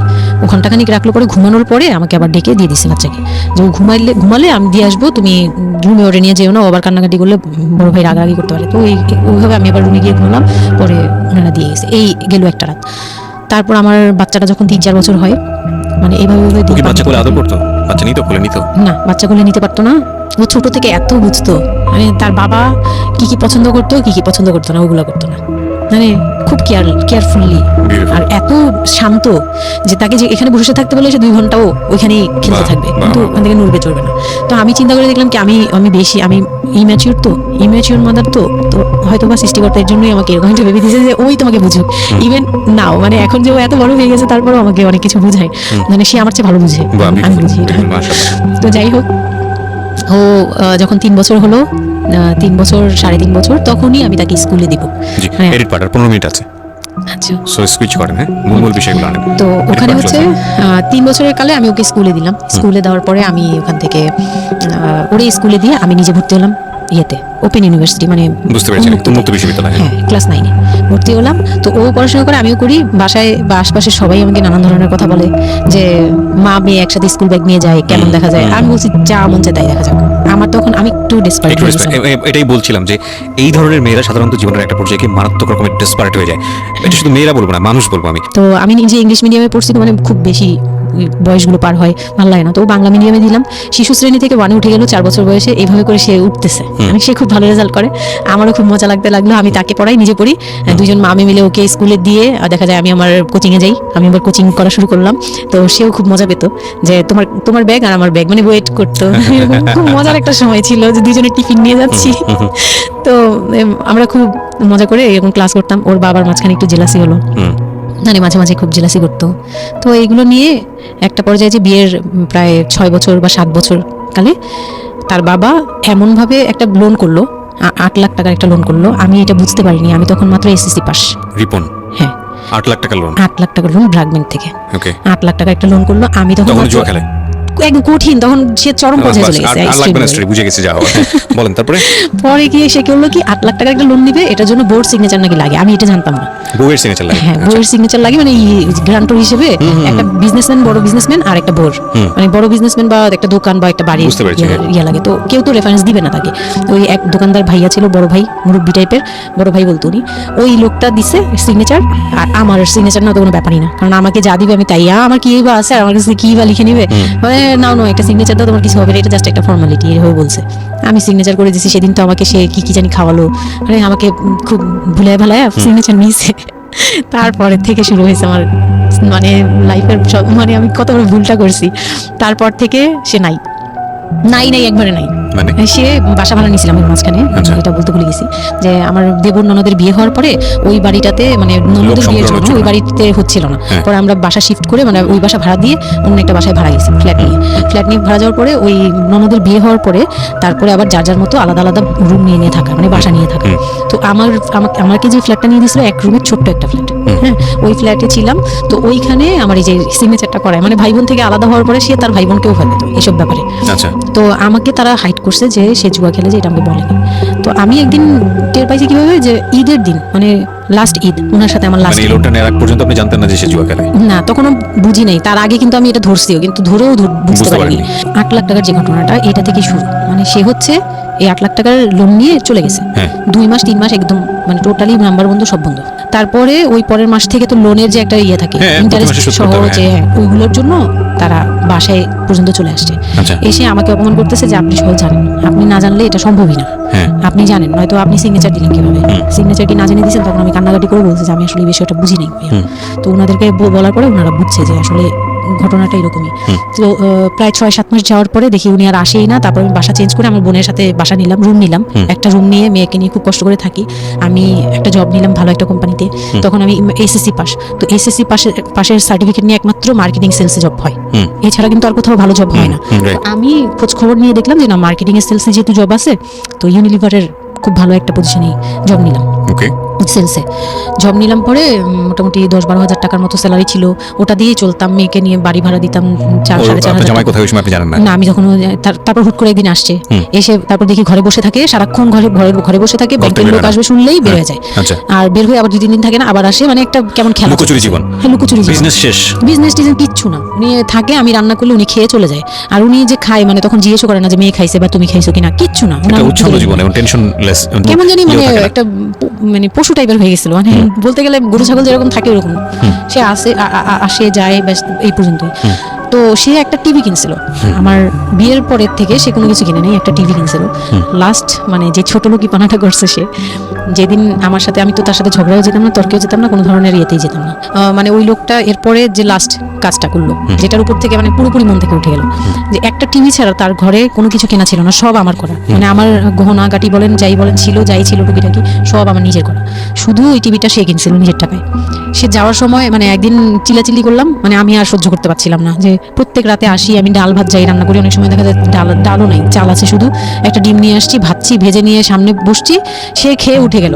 মানে আমি আর আমার মেয়ে না খাওয়া, বাচ্চাটার জন্য সে মানে এরকম টাইপের, মানে নেশাখোররাও এর চেয়ে ভালো। আমার মনে হয় যে একটা এডিক্ট হলো সেও চিন্তা করবে যে আমার বাচ্চাটা খাইছে, তো কিন্তু তার মধ্যে এই ফিলটা নাই। তো আমার একদম বিরক্ত হয়ে গেলাম এক পর্যায়ে। তারপর আমি বললাম যে আপনি আর কত এরকম করবেন, আপনি এরকম কেন শুরু করছেন, আপনি কি চান আসলে, আমাদের কাছে কি চান? তারপর সে বলতেছে যে আমার বোন আসছে, আমার বোনকে বলতেছে যে আমি নষ্ট হয়ে গেছি, আমি কি করে টাকা আনি, হ্যান ত্যান। হ্যাঁ, বুঝতে পেরেছি, মানে শেষ সম্বল আর কি, যা বলার আর কি। হ্যাঁ, পরে আমি তো আর আমার বোনও খেপছে, আমার বোন জামাইও খুব রাগা। হ্যাঁ, আপনারা আসলে ওরে ইয়া করতেছেন, লাই দিচ্ছেন, এই সেই উল্টাপাল্টা কথা বলে টলে সে চলে গেল। চলে যাওয়ার সময় সে টিভিটা হাতে করে নিয়ে গেছে, বিক্রি করে দিবে। হ্যাঁ, আমি আমার জিনিস নিয়ে গেলাম, আমি যা জানিস সেগুলো নিয়ে গেছি। তো আমি সবচেয়ে মানে খারাপ লাগছে জিনিসটা, যে এতটা ছোট লোকের সাথে আমি ছিলাম এতটা বছর। তখন আমার মনে হয়েছে যে এরকম একটা ছোট মনের মানুষের সাথে আমি এত বছর ছিলাম, এটা বলতে লজ্জা হয়। এই যে গেছে সেই লোকটা আর আসে নাই। তো আমার মামা যেটা বললো যে তোমাদের আসলে এইভাবে ঝুলে থাকলে, তখন তো 2 বছরের মতো প্রায় আমরা সেপারেটেড, মানে আলাদা থাকি। সে চলে গেছে 2 বছরের মতো হয়ে গেছে। তো বলতেছে 2 বছর পর এসে এই যে আজকে বললো এই কথা, আবার যে 1 বছর পর এসে আরেকটা ঝামেলা করবে না, এমন কোনো কথা নেই। আর আমার মামা তখন আমাকে বলতেছিল তোমাকে আমরা একটা বিয়ে দিব, তোমার এখনো ওই বয়স আছে এই সেই। আমি তো তখন একবারই না, আমি বিয়েটি আর করতে পারবো না, আমার মেয়ে আমি বড় করবো, এটাই আমার টার্গেট। তো তারা বলতেছে আচ্ছা ঠিক আছে, বিয়ে করো বা না করো, তোমার এইটার একটা সাইড করা দরকার। তুমি নিজ থেকে ওর কাছ থেকে এমনিতেও কিছু পাবা না, উন্নতিও কিছু পাবা না, তুমি নিজ থেকে একটা ডিসিশনে চলে ওর কাছ থেকে ডিটাচ হও আগে, যাতে ওর তোমার উপর কোনো দায়িত্ব না থাকে, অধিকার না থাকে। তখন গিয়ে মানে যে গার্জিয়ানরা বিয়ে দিয়েছিল তারাই একসাথে বসে আমাকে ডিভোর্সটা দিয়ে দেন করে আপনারা? দেয়। হ্যাঁ। ওকে। তো ডিভোর্স করার পর you feel bad for this, like আপনি ডিভোর্স দিয়ে দিচ্ছেন, ও মানুষটার প্রতি কোনো মায়া বা দয়া? না, বিন্দু মাত্র না। আমার কেন জানি এটা ফিল হয়নি, আমি নিজেও জানি না। সবাই বলে ডিভোর্সের সময়টা নাকি খুব, কিন্তু আমার কাছে মনে হচ্ছিল যে না, এটা একটা ভালো সমাধান। আমার তখন মনে হয় যে আরো আগেই বের হয়ে আসা ছিল। ফাইন, এবার আমার কিছু কোশ্চেন আছে, খুব শর্টকাটে আমি অনুষ্ঠানটা শেষ করবো, তারপরে রিয়েলাইজেশনের জায়গা থেকে আমার যারা লিসনার আছে তারা শুনলেই বুঝতে পারবেন যে আসলে স্টোরিটা কেন আমরা প্রচার করলাম। আপনি তো এখন কোনো না কোনো জব করছেন, আপনার সন্তানের খরচ ভরণ পোষণ আপনিই দেন, এবং আমি জানি যে আপনার একটা স্বপ্ন আছে নিশ্চয়ই, এবং আপনি কোনোভাবেই চাইবেন না যে আপনার মেয়ে, আপনি যে অবস্থাটা ফেস করছেন সেটা আপনার মেয়ে ফেস করুন। এবং আমার কেন জানি মনে হচ্ছে যে আপনাদের গল্পটা শুনে যে আপনার মেয়ে আপনার খুব ভালো একজন বন্ধু, সবকিছু মিলিয়ে। ওকে, সো ওই একটা কথা, সৃষ্টিকর্তা কখনোই কোনো মানুষকে কমপ্লিটলি আনহ্যাপি করে না, কমপ্লিটলি হ্যাপি করে না। হ্যাঁ, আপনার এই কষ্টময় জীবনের মতো আপনাকে আল্লাহ একটা বেস্ট গিফট দিয়ে দিয়েছেন, সেটা হচ্ছে আপনার সন্তান। কিন্তু আমরা যদি একটু অন্যভাবে দেখি গল্পটাকে, যে ঘটনাটা ওর জীবনে ঘটে গেছে, প্রতিনিয়ত ঘটে গেছে, আপনি এই সমাজের জায়গা থেকে যদি আবার চিন্তা করেন, ওর লাইফটা কিন্তু একটা স্পটলেস লাইফ না। ও যখন সেকেন্ড একটা সম্পর্কে যাবে, সেই সম্পর্কটা একটা স্বাভাবিক সম্পর্কের জায়গা থেকেও চিন্তা করতে পারবে না। এবং ওকে যখন একটা মানুষ নিজের জীবনে নিতে যাবে সম্পর্কের বাইরে এসে, তখন একটা জিনিস চিন্তা করবে যে ওর একটা পাস্ট লাইফ আছে, ওর একটা মেয়ে আছে, মেয়ের বয়স কত বছর চলছে? 12 বছর চলছে, এবং ওর বয়স যেখানে আপনার কত 21, আমার হচ্ছে 27 সো ওর প্রায় ওর বয়সের অর্ধেক বয়সে 2-3 বছর কম হবে, যাই হোক। তো এই যে ব্যাপারটা, এগুলো খুব ভালো চোখে দেখে না, দেখবে না, খুব স্বাভাবিক। হয়তো কোনো ব্যক্তি মানুষ দেখলেও দেখতে পারে, কিন্তু যখন পরিবারের জায়গা থেকে আসবে এই সম্বন্ধটা, তখন কোনোভাবেই পরিবারের অন্য লোকজন এটাকে কোশ্চেনেবল, মানে কোশ্চেনের জায়গা থেকে এটা ছাড় দেবে না। তাহলে দেখুন, ওর জীবনের বিগার লস কিংবা ওর জীবনের যে একটা ভয়ানক রকমের একটা ক্ষতি, পুরো জীবনের মোড়টাকে অন্যদিকে ঘুরিয়ে দেওয়া, যদি একটা নিউট্রাল জায়গা থেকে আমরা চিন্তা করি, একটা মেয়ে তার জীবনটা আসলে কেমন হওয়া উচিত ছিল সেই জায়গাটা থেকে, তাহলে ওর জীবনটা কোথায় গিয়ে দাঁড়িয়েছে। এবং যদি এভাবেই জীবনটা চলে যায়, তাহলে ওর যে মেয়েটা বড় হচ্ছে, সে মেয়েটা বড় হয়ে একসময় নতুন একটা সংসারে চলে যাবে। যেহেতু সে ছেলে না, সুতরাং তার মার প্রতি দায়িত্বের ব্যাপারটা হয়তো অন্যরকমভাবে তাকে পালন করতে হবে, সেখানে গিয়ে সে থাকতে পারবে না। তাহলে এই মেয়েটা একসময় বড় হতে হতে হতে হতে হতে এমন একটা জীবনে আসবে যখন বার্ধক্য চলে আসবে, যখন আশেপাশে কেউ থাকার মতো থাকবে না, তখন এই মেয়েটার জীবনটা, মানে সারাটা জীবনের জন্য তাকে একটা অদৃশ্য জেলে পুরে দেওয়া হয়েছে।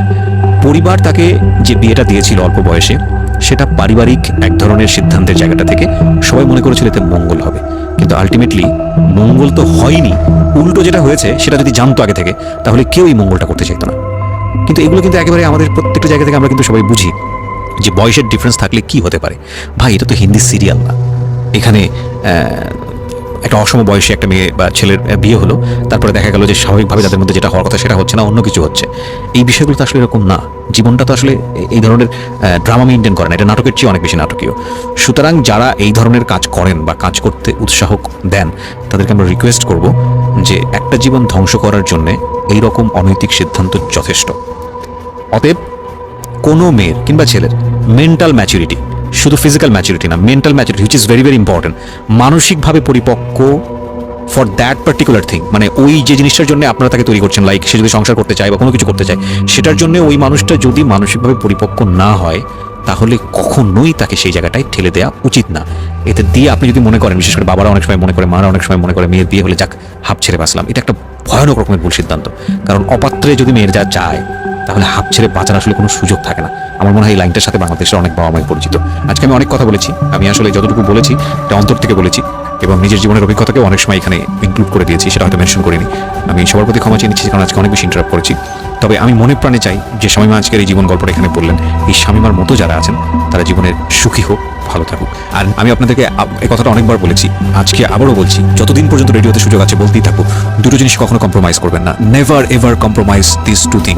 Number 1 is education, number 2 is career. Never ever sacrifice your career and education.